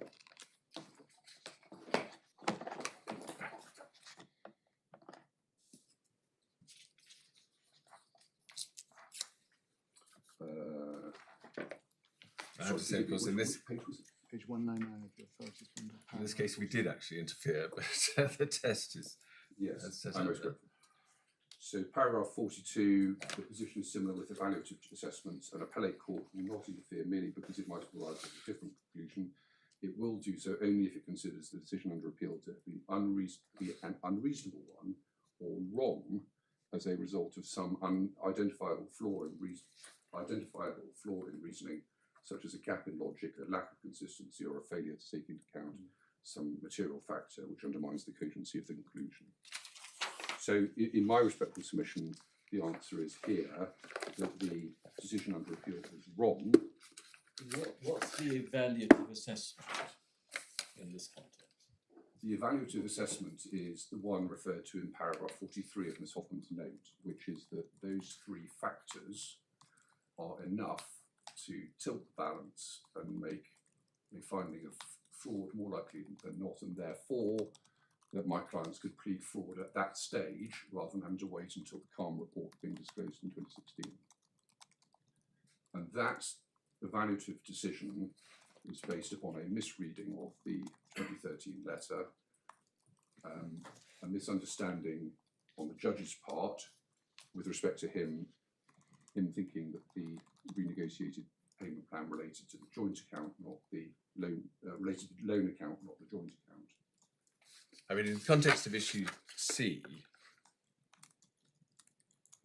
I wonder if this is quite the point, because first of all, the judge says in paragraph 17, I'd have arrived at the same conclusion anyway. Yes, So I'm not sure one can take into account at that stage whether or not he made a mistake in his earlier understanding of the letter.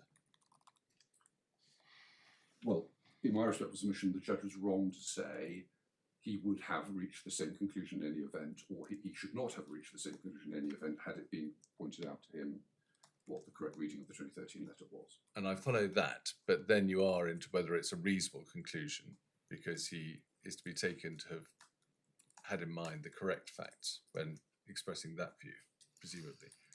Well, my lord, I could, with respect, understand that if the judge had then, having identified the distinction between a repayment plan relating to the loan account and the joint account, then applied that distinction and said, I accept that this applied to the joint account, not the loan account, but for these reasons, my conclusion would have been the same. But he doesn't draw that distinction. He simply says it's a repayment plan and that's enough.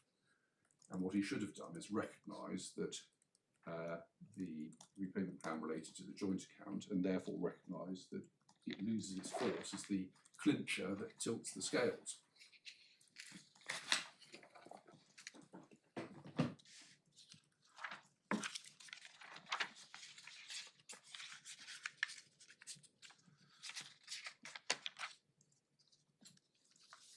My lords, can I deal now with sub-issue 4, which I can again deal with reasonably quickly? And this is my learned friends respondents notice, where they argue that the limitation conclusion was correct for alternative and or additional reasons. And although there are, I think, 4 alternative or additional reasons pleaded in the respondent's notice, there are only 2 referred to in my learned friend's replacement skeleton arguments, and so I'll address those. The first is to be found in the core bundle, page 189. So page 189 of the core bundle.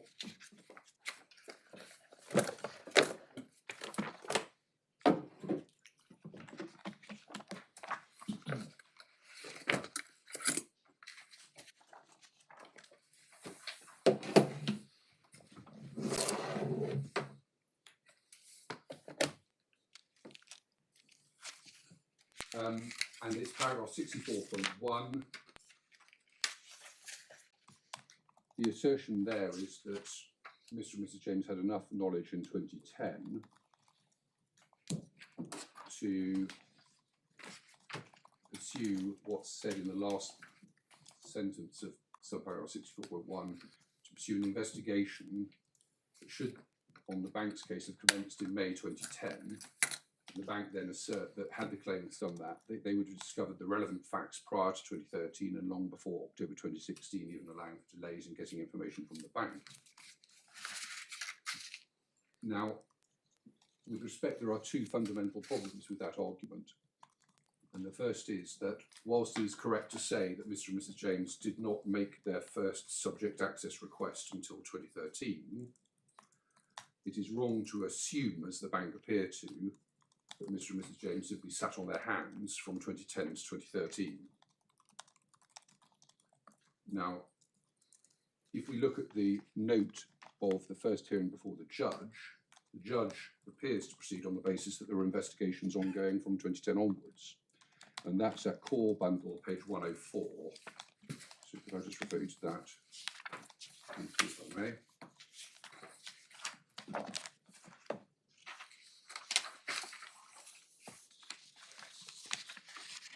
And it's paragraph 11 of that note. Since 2010, says the judge, that's both Mr. and Mrs. James, as I understand it, have been seeking redress and seeking information about those alleged transactions, presumably plural. The bank's stance has been that this was a valid loan. And indeed, could I also refer you to page 67 of the core bundle, please?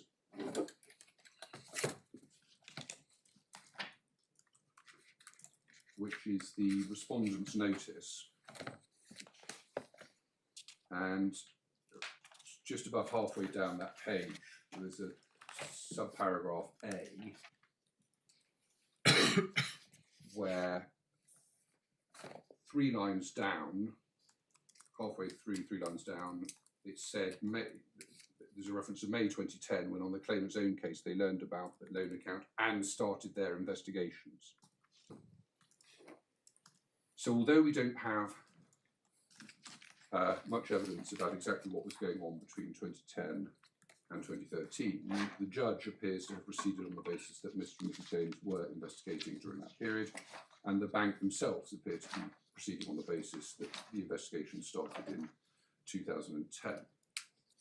The second point is that there is simply no evidence to support the proposition that if Mr. and Mrs. James had started their investigations any sooner than they in fact did, then the bank would have disclosed the calm report, which is the key document, any sooner than October 2016, which is when the bank actually did disclose it. Indeed, the notion that the bank would have disclosed the calm report or any other information sooner than they did is undermined by the bank's unimpressive, if I can put it like that, conduct in this case, which has been characterised by delay and non-disclosure.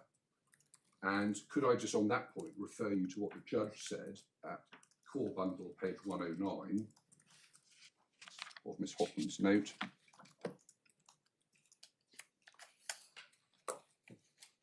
Core bundle page 109.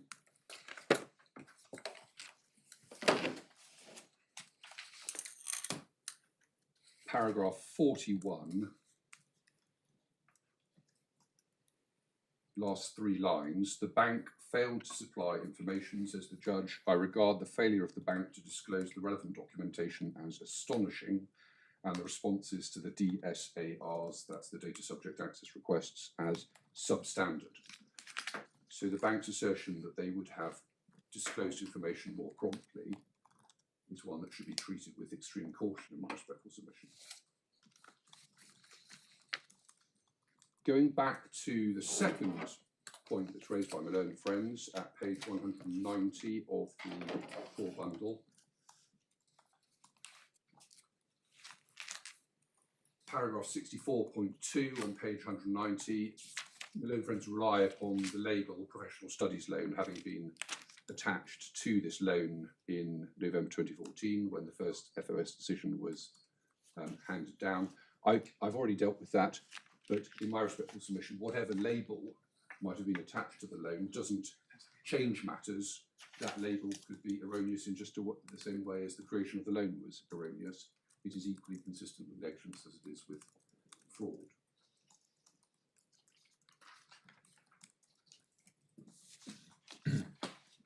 So turning now to the final point in the agreed list of issues, which is, was the judge wrong not to amend his October 2023 judgment using the AIC jurisdiction?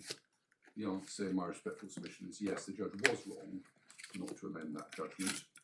And could I at this point refer you, my lords, to the AIC case, which is in the authorities bundle at page 161.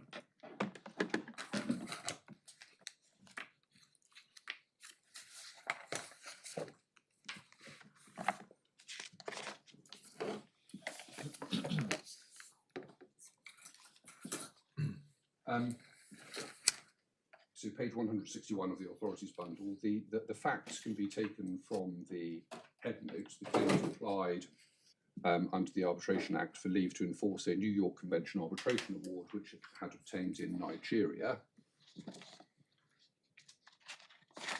And then on the application of the defendant, the judge adjourned the claimant's application pending determination of proceedings on Nigeria challenging the award on condition that the defendant provides security by procuring the issue of a bank guarantee by a specified date. Although the date was later extended, the defendant failed to provide the required security. Accordingly, the judge made an order giving the claimant leave to enforce the award.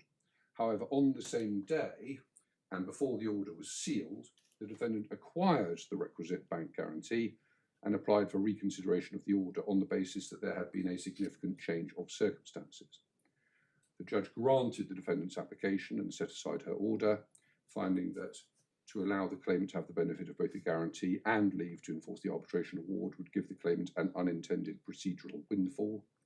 The Court of Appeal allowed the claimant's appeal and reinstated the order, holding that the judge should have applied a two-stage analysis, asking first whether it was right in principle to entertain the application to reconsider at all, and secondly, if so, whether to exercise her discretion. On appeal by the defendant, it was held by the Supreme Court that the task of the judge faced with an application to reconsider had been sealed was to do justice in accordance with the overriding objective. And I shall take you to the relevant passages, but the upshot was that the order was set aside under this barrel jurisdiction, and this is now the leading case in this area. So this is not a case on the facts which is similar to this, because it's not a question of the judge making a factual mistake in her first instance judgment. It's a change of circumstances case. So we can pick up the judgment in paragraph 30, which is on page 171 of the bundle. Paragraph 30, the foregoing review of the authorities. This is the lead judgment of Lord Briggs and Lord Sales. The foregoing review, paragraph 30 of the authorities, shows that the task of a judge faced with an application to reconsider a judgment and or order before the order has been sealed is to do justice in accordance with the relevant overriding objective. We've set out the overriding objective above. As we've noted, the overriding objective was amended by the addition of enforcing compliance with rules, practice, directions and orders This tends to emphasise in the present context the importance of finality attaching to the hearing on the 6th of December 2019 and the enforcement order. It was because the defendant had failed to comply with the orders requiring it to provide the guarantee that the claimant returned to court to ask for the enforcement order to be made. Now, just pausing there, in the present case, the application to reconsider was not to reconsider an order, but to reconsider a judgment that had been given in October 2023. And the application was made before the second judgment in July 2024 and before any order was made. And so this is not a case, in my respectful submission, where the imperative in the overriding objective to enforce compliance with orders applies in the same way as it did in this AIC case. But I thought the whole basis of the AIC jurisdiction was that the court has jurisdiction to reopen matters until the order is sealed. Yes. But once the order is sealed, it doesn't. You have to appeal. Correct. Subject to CPR 3.17, which is very limited. Yeah. And so it will inevitably be the case, if you are invoking this jurisdiction, that you're in the gap between the judge pronouncing a judgment and that being encapsulated in a sealed order. So the point you've just made would apply in every case, wouldn't it? My Lord, with respect, no. In the AIC case, there was an order giving leave to enforce the arbitration award. The application was made on the very same day and was therefore heard after the order was made, but before the order was sealed. So there was an order made, but the application was made between. What does it mean to make an order before it's sealed? It means for the court to pronounce Yes, the order. indeed. Well, my Lord, you see in paragraph 30, there is, and this tends to emphasise in the present context, the importance of finality attaching to the hearing on the 6th of December and the enforcement order. It was because, so the enforcement order, I think, is referring back to the original order, which is adjourning the application, but on condition that a guarantee is provided by a certain date. And then the defendant failed to provide that guarantee by a certain date. So it's that order that was then breached, which was an important background to this case. Now, in the present case, there isn't any order against my clients that they've breached. So they're not having to come to the court and say, please can you sort of extend time in the same way that I the see. defendants were applying here. So there was an order, but unsealed in AIC. For what it's worth, I think one sees that at the end of paragraph 11 and then end of paragraph 13. I'm most grateful.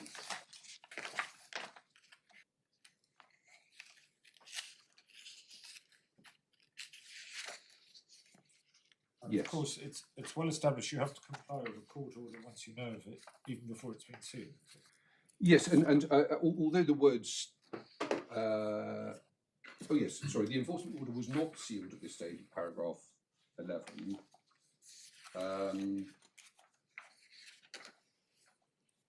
And then in paragraph 13, I think you see the judge directs that it shouldn't be sealed. Shouldn't be sealed in the meantime. Yes.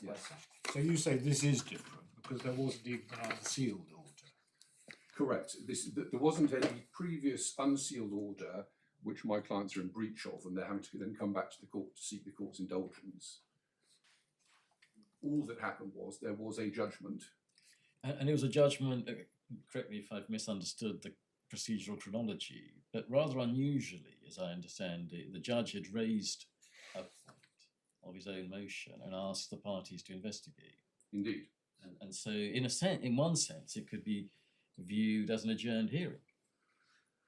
Indeed. In my respectful submission, that's probably the correct analysis, because the judge did not proceed to make any orders following that initial judgment.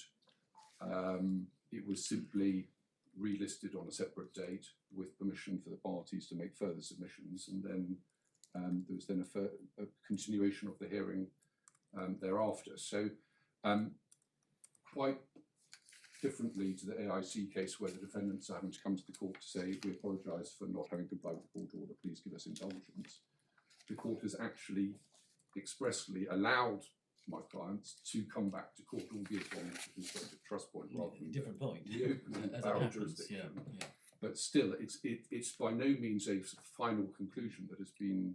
I see that, but as I understand it, everyone when they turned up in July 2024 proceeded on the footing that they were inviting, or at least your clients were inviting the judge to exercise the jurisdiction, which has now become known as the AIC jurisdiction.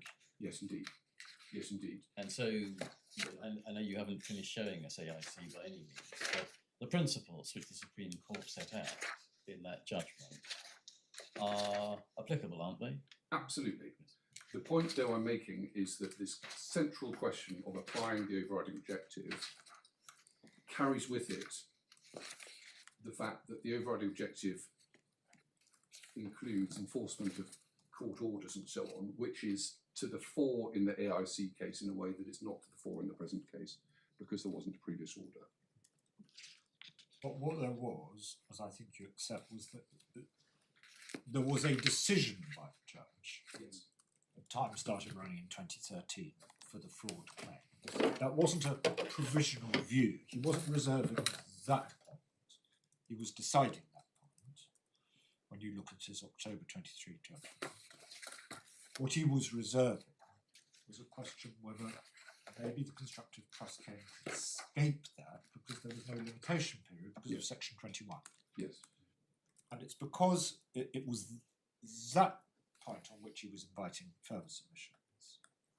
And it's because you wanted to go beyond that point and say his decision on the limitation part was wrong that you had to invoke the AIC. Have I understood that?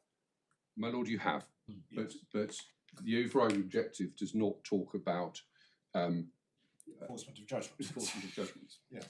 Yes. Well, I now understand the distinction you make between the case and the AIC. Thank you. That's very helpful.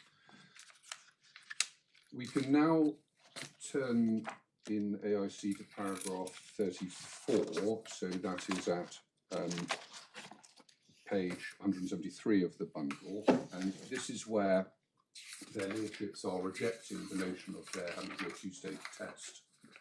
So, second sentence in paragraph 34, the judge will in the end be faced with a single decision.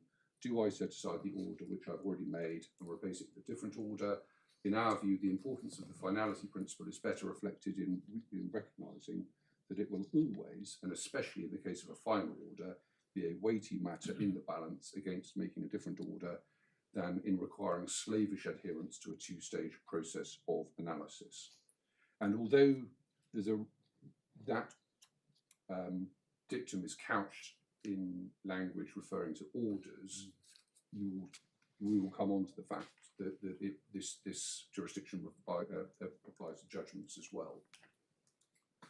So, if I may, would this be right? If we adapted the language of the second sentence of paragraph 34 to fit what you're arguing in this appeal, instead of order, one would have to substitute a word like determination or decision. Yes. Yes, indeed. Do I reconsider the judgment, perhaps, which I've already made, and replace it with a different judgment?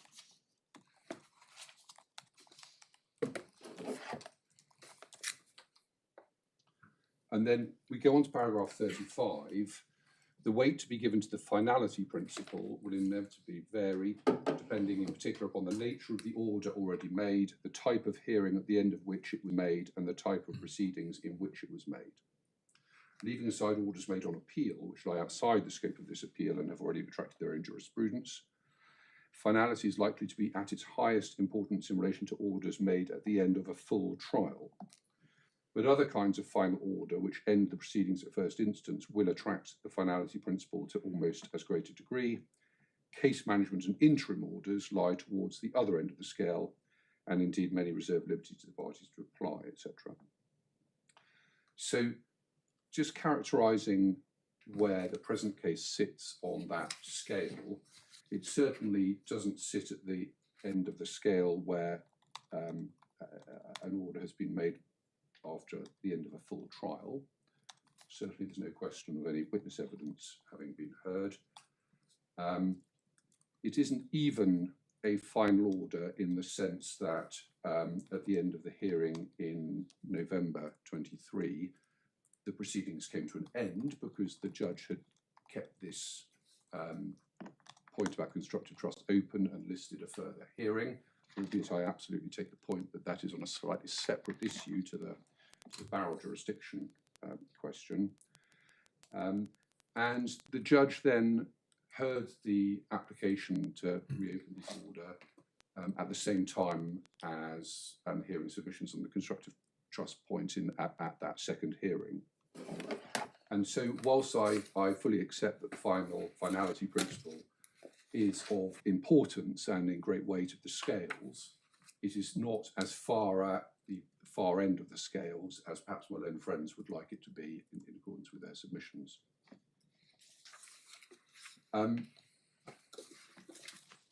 Paragraph 30. It's a slight happenstance, isn't it? Because if it hadn't been for the judge's thought about section 21, which everybody now accepts was wrong, because this is a remedial constructive trust, not an institutional trust. If he hadn't had that thought, the case would have come to an end in October. My lord, yes. My clients are entitled to be lucky. Well, yes, but I wonder when you're placing the case on this spectrum with orders after trial at one end and case management issues at the other, I wonder how far along it is, because really what happened is he was just about to strike out the entire claim, but he had this thought and nobody was ready to deal with it, so he put it back for that point to be explored, and when it was explored there was nothing in it. So my lord, I accept it's on from my client's perspective the wrong end of the scale. It's on the almost struck out in October. Indeed, but by happenstance it turned out that it wasn't. They had the opportunity to address that gives you a bit less finality. Gives me a bit more slack to play with. Thank you. Yes.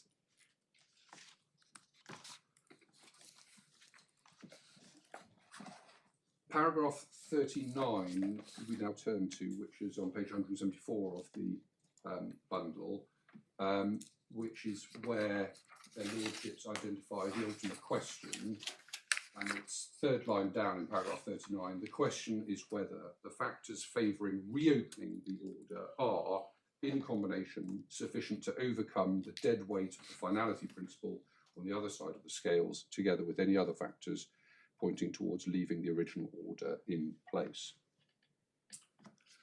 And then finally, paragraph 40, you'll see that the Supreme Court declined to attempt to identify a list of factors prima facie qualifying for inclusion as being, in principle, sufficient to displace the finality principle. Subsequent cases will always reveal that the list has proved to be inadequate, and the peculiarities of the present case could hardly have been imagined in advance. Some, such as judicial change of mind, have already been subject to analysis in the authorities, but even they are of widely variable weight. It is perhaps easier to advance factors that will have no significant weight, such as a desire by counsel to re-argue a point lost at trial in a different way. But there is reference in AIC to a mistake by the court, and that's back at paragraph 23 of this authority. So if we turn back to page 169 of the authorities bundle,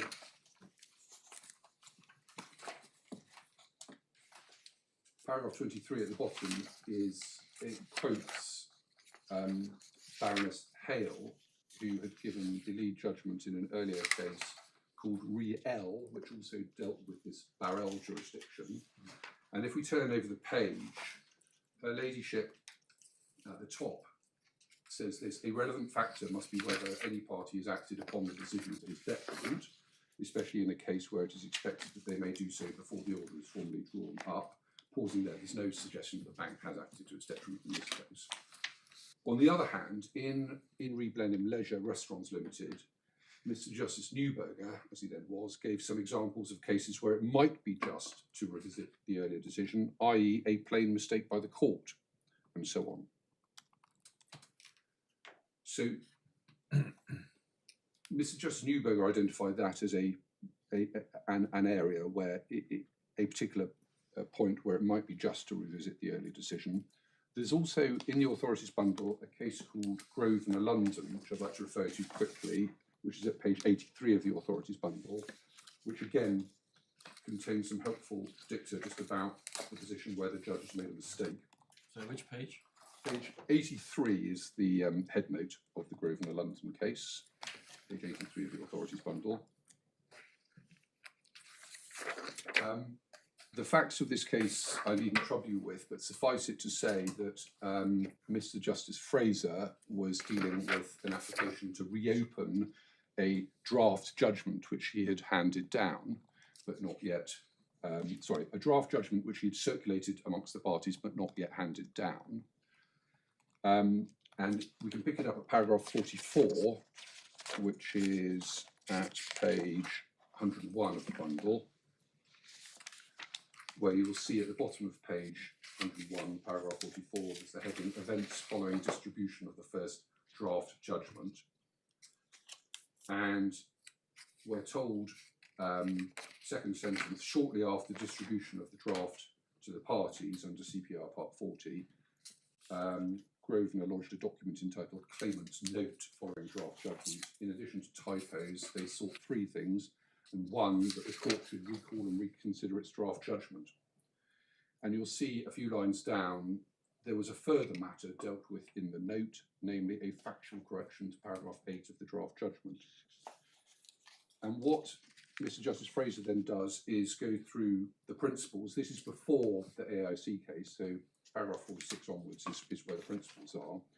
But paragraph 49 refers to a case which involves an error by the judge. So paragraph 49, page 103, in space air conditioning against Guy, the Court of Appeal stated that 1, a judgment should be an accurate record of the judge's finding and of the reasons for the decision. 2, if a judgment contains what the judge acknowledges is an error when it is pointed out, the judgment should be corrected unless there is some very good reason for not doing so. 3, it should not normally be necessary for a party to bring an appeal to correct the error if it turns out that the parties and the judge agree that there is an error and that a correction should be made. In that case, the court directed a retrial, etc. And then paragraph 50, further guidance is given in other cases, and a similar situation applies so far as review of findings of fact is concerned, even after handing down. And then there's a quotation from Mr. Justice Pickin in a case called Kazakhstan. And could I just pick up the quotation there, 3 lines from the bottom of the page, on page 103. So this is a quotation from Mrs. Justice Arden in Spice Girls and Aprilia World Service, where she says this, 3 lines from the bottom of page 103. As to the first issue, it is clear that the court has jurisdiction to correct an error of material fact before the order is drawn, and then refers to 3 cases. It inevitably happens with complex cases that from time to time a fact which is material is overlooked, but the jurisdiction to correct an error is to be exercised cautiously and sparingly, and the question of review should be raised as promptly as possible. Pausing there, my clients did raise the point promptly and in advance of the second hearing. An application to the court to vary a finding of fact is not to be encouraged, as it may lead to groundless applications. In this instance, as I have said, counsel for the claimant's approach was not to apply to the court to review its finding of fact, but rather to use it as a basis for seeking permission to appeal. In my judgment, an appeal is not the appropriate course where there are errors in judgments which can be corrected by the court which conducted the trial. To leave such matters to an appeal means further delay, uncertainty and costs, which is not in the interest of the litigants. The trial judge is in a strong position to consider the effect of the error in the context of the entire case. Moreover, since there is no doubt now that AWS intended to make the concession, and that's the mistake that was made by the judge in this case, in my judgment, it would not be just C, the overriding objective in CPR Rule 1.1, for me not to review the finding of fact, and accordingly I propose to do so, etc. So that is an example of a judge reopening and then changing a finding of fact in light of an error which had come to light. Now, drawing those various threads together and applying them to the present case, in my respectful submission, this is a case where the judge was wrong not to amend his judgment using this AIC jurisdiction. Firstly, for the reasons that I've set out, the judge had made a material mistake in his first judgment. Secondly, that mistake was drawn to the judge's attention promptly after the first judgment in October 2023, but before the second judgment in July 2024, and before any order was made.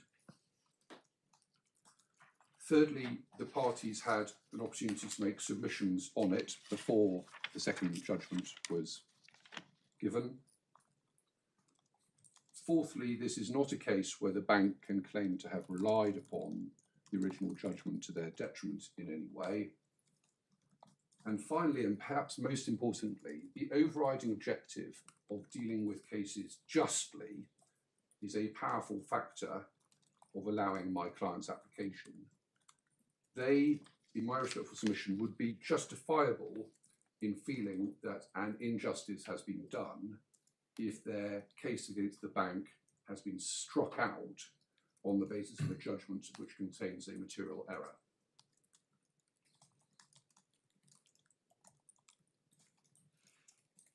And so, my lords, for all those reasons, I invite you to allow the appeal and, in consequence, to dismiss the bank's summary judgment strikeout application. My lords, just before I... Just pausing there, as my lord said earlier, the judge on the first judgment concluded that the fraud and deceit claims were not viable and gave said he would give summary judgment against them, and that's not appealed. So that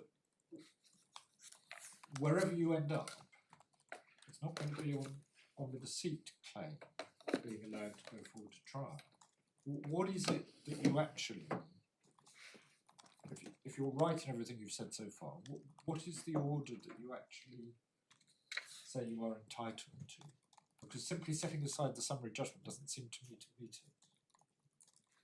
Well, my lord, there is the separate question of the application to amend the particular claim. Yes, I mean, at the moment, you don't have any particulars of claim because they've all been struck out.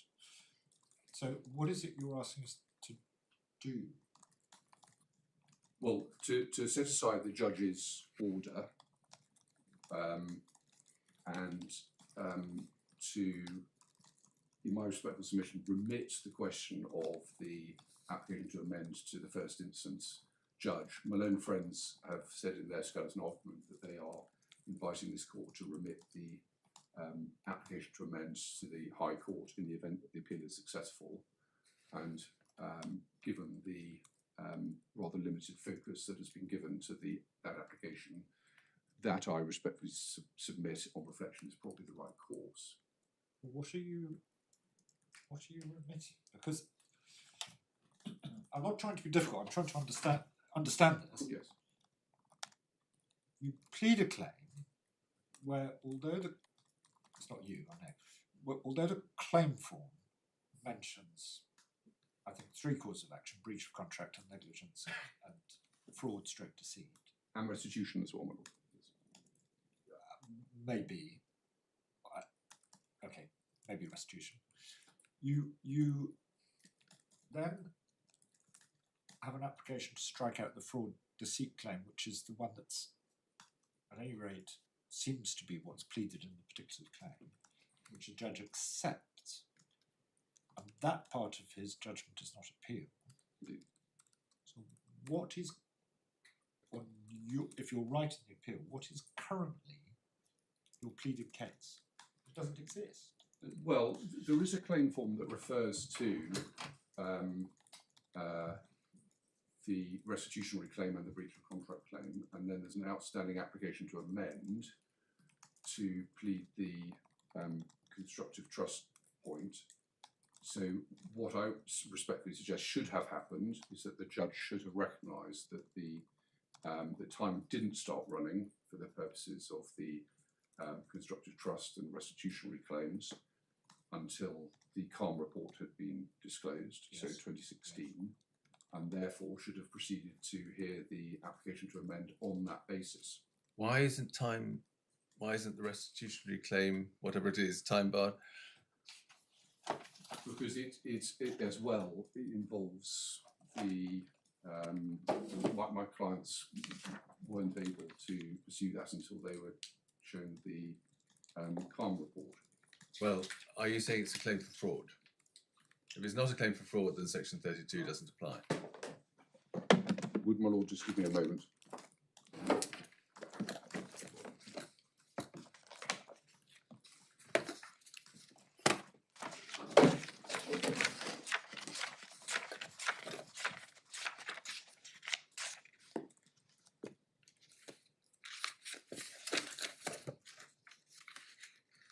Yes, my lord. Page 115 is are the amendments to the particular claim.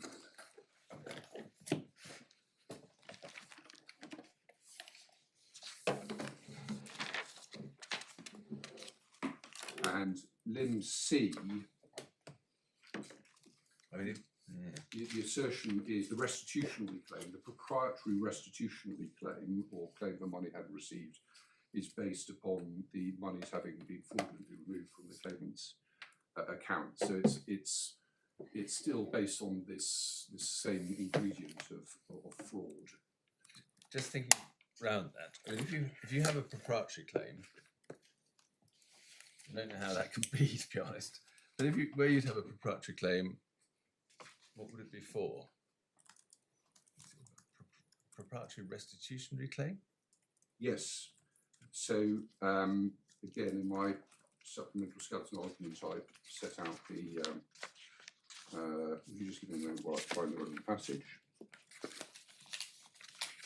It's page 130 of the supplemental bundle.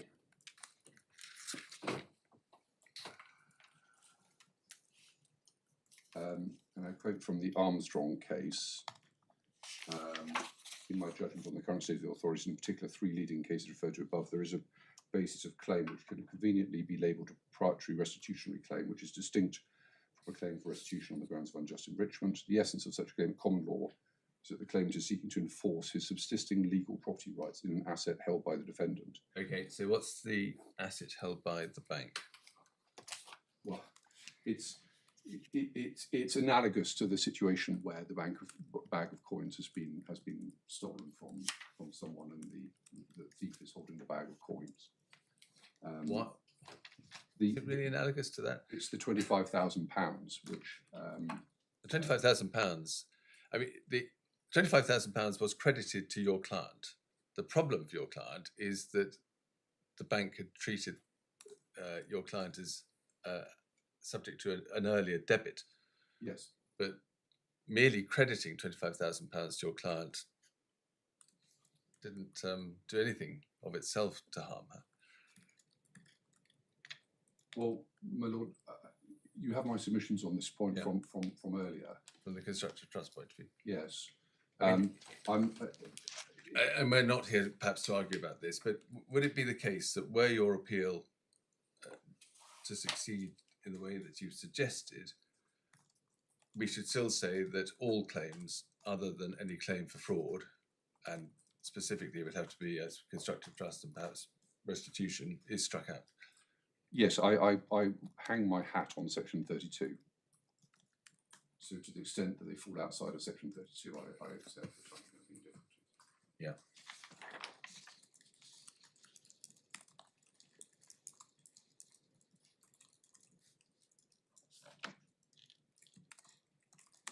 I thought, I may be wrong, there was authority. Bring yourself within section 32(1)(a). There's not enough to allege that something has been done fraudulently, a breach of contract or whatever. the cause of action itself has to be fraud. Do you say that your constructive trust restitutionary claims meet that? Well, I mean, am I right about that? And do you say that test? My lord, we actually have section 32 in the authorities bundle, page 2, Yes, it's based upon. based upon the fraud of the defendant. But what I was thinking of, I think it's the case of Mr. Justice Dennings called Beeman and Arts, in which during the war a suitcase was left in a luggage in a depository, and an employee helped themselves to a suitcase. A claim was brought in conversion, and he said that's not good enough. It's not enough to say it was a dishonest conversion and that he stole the suitcase, because your cause of action is still conversion, and that's not based on fraud. In other words, to bring yourself within what's now section 32(1)(a), the cause of action itself had to have fraud as an essential ingredient. Maybe misremembering, but that's my memory of the position. Well, my lord, I don't for a moment doubt your recollection. What I do say is that the way I pleaded the constructive trust point and the restitutionary point is squarely involving fraud. Is based on the fraud of the bank. The Westdeutsche dictum from Lord Brown Wilkinson is dealing with the case of someone stealing coins. It's not simply a sort of innocent conversion Yes, possibility, and it's that gives rise to equity stepping in and accepting the constructive trust.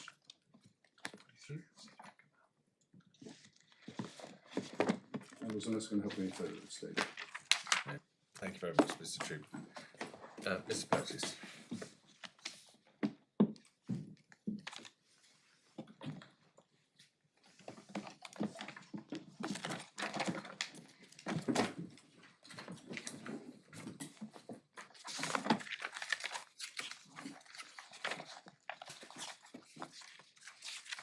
I'm grateful, my lords.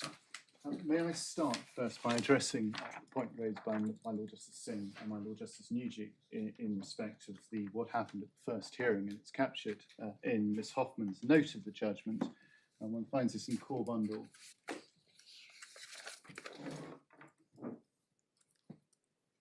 Page 110, so it's the very end of Miss Hoffman's note, paragraph 48. I think your lordships have this point, but just to be clear, what happened at the end of the October 2023 hearing was the judge is noted as saying, I would be minded to strike out all parts of the claim apart from the bit that refers to the constructive trust and will need submissions on this point. That's how it was left at that point. And then you can see the provision for what was permitted, which was to send submissions within 14 days and then responsive submissions 7 days thereafter on the there were any, and that was on whether there was a constructive trust in relation to money.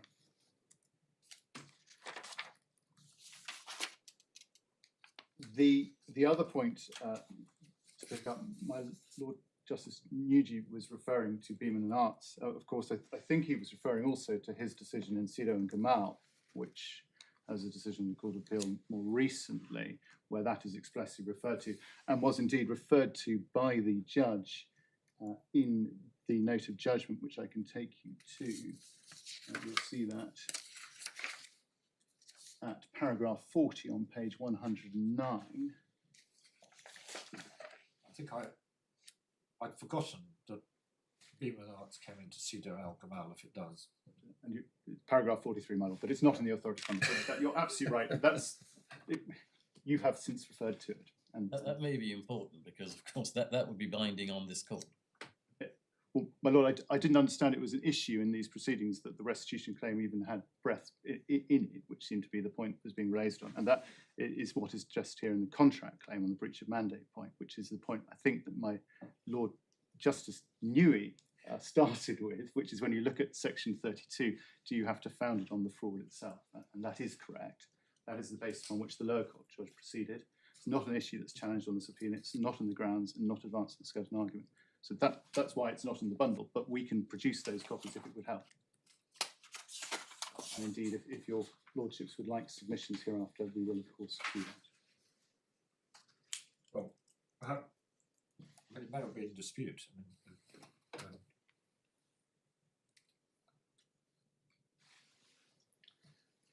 My lord, the other point just arising before I start on the issues, go through a list of issues, is the question about the proprietary restitutionary claim. You were taken by my learned friend to his pleading, and I was going to ask you to please look at that again.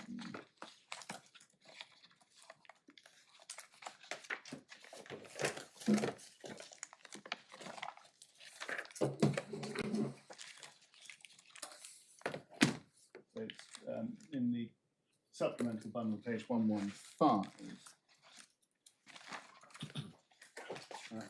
Now, my learned friend, in his skeleton argument, which he just took you to, you can see the proprietary restitution claim is pleaded there in sub 21AC.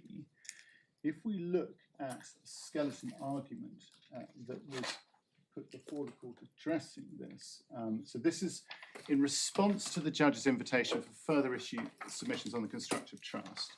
My learned friend submits a skeleton argument on the 6th of November 2023. That starts in the supplemental bundle, page 159.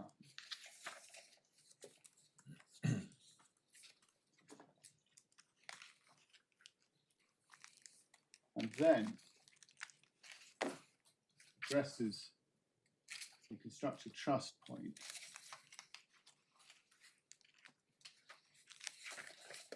Sorry. So I'm sorry. I'm in the appellant's replacement skeleton argument. I should be in the skeleton argument submitted for the before the judge. One starts at 126 of the SB. My lord, I'm very grateful. I was in the core bundle, not the supplemental bundle. Thank you for that correction. And indeed, the relevant paragraph is at page 130 of the supplemental bundle. One of the hazards of using electronic bundles rather than physical copies. Yes.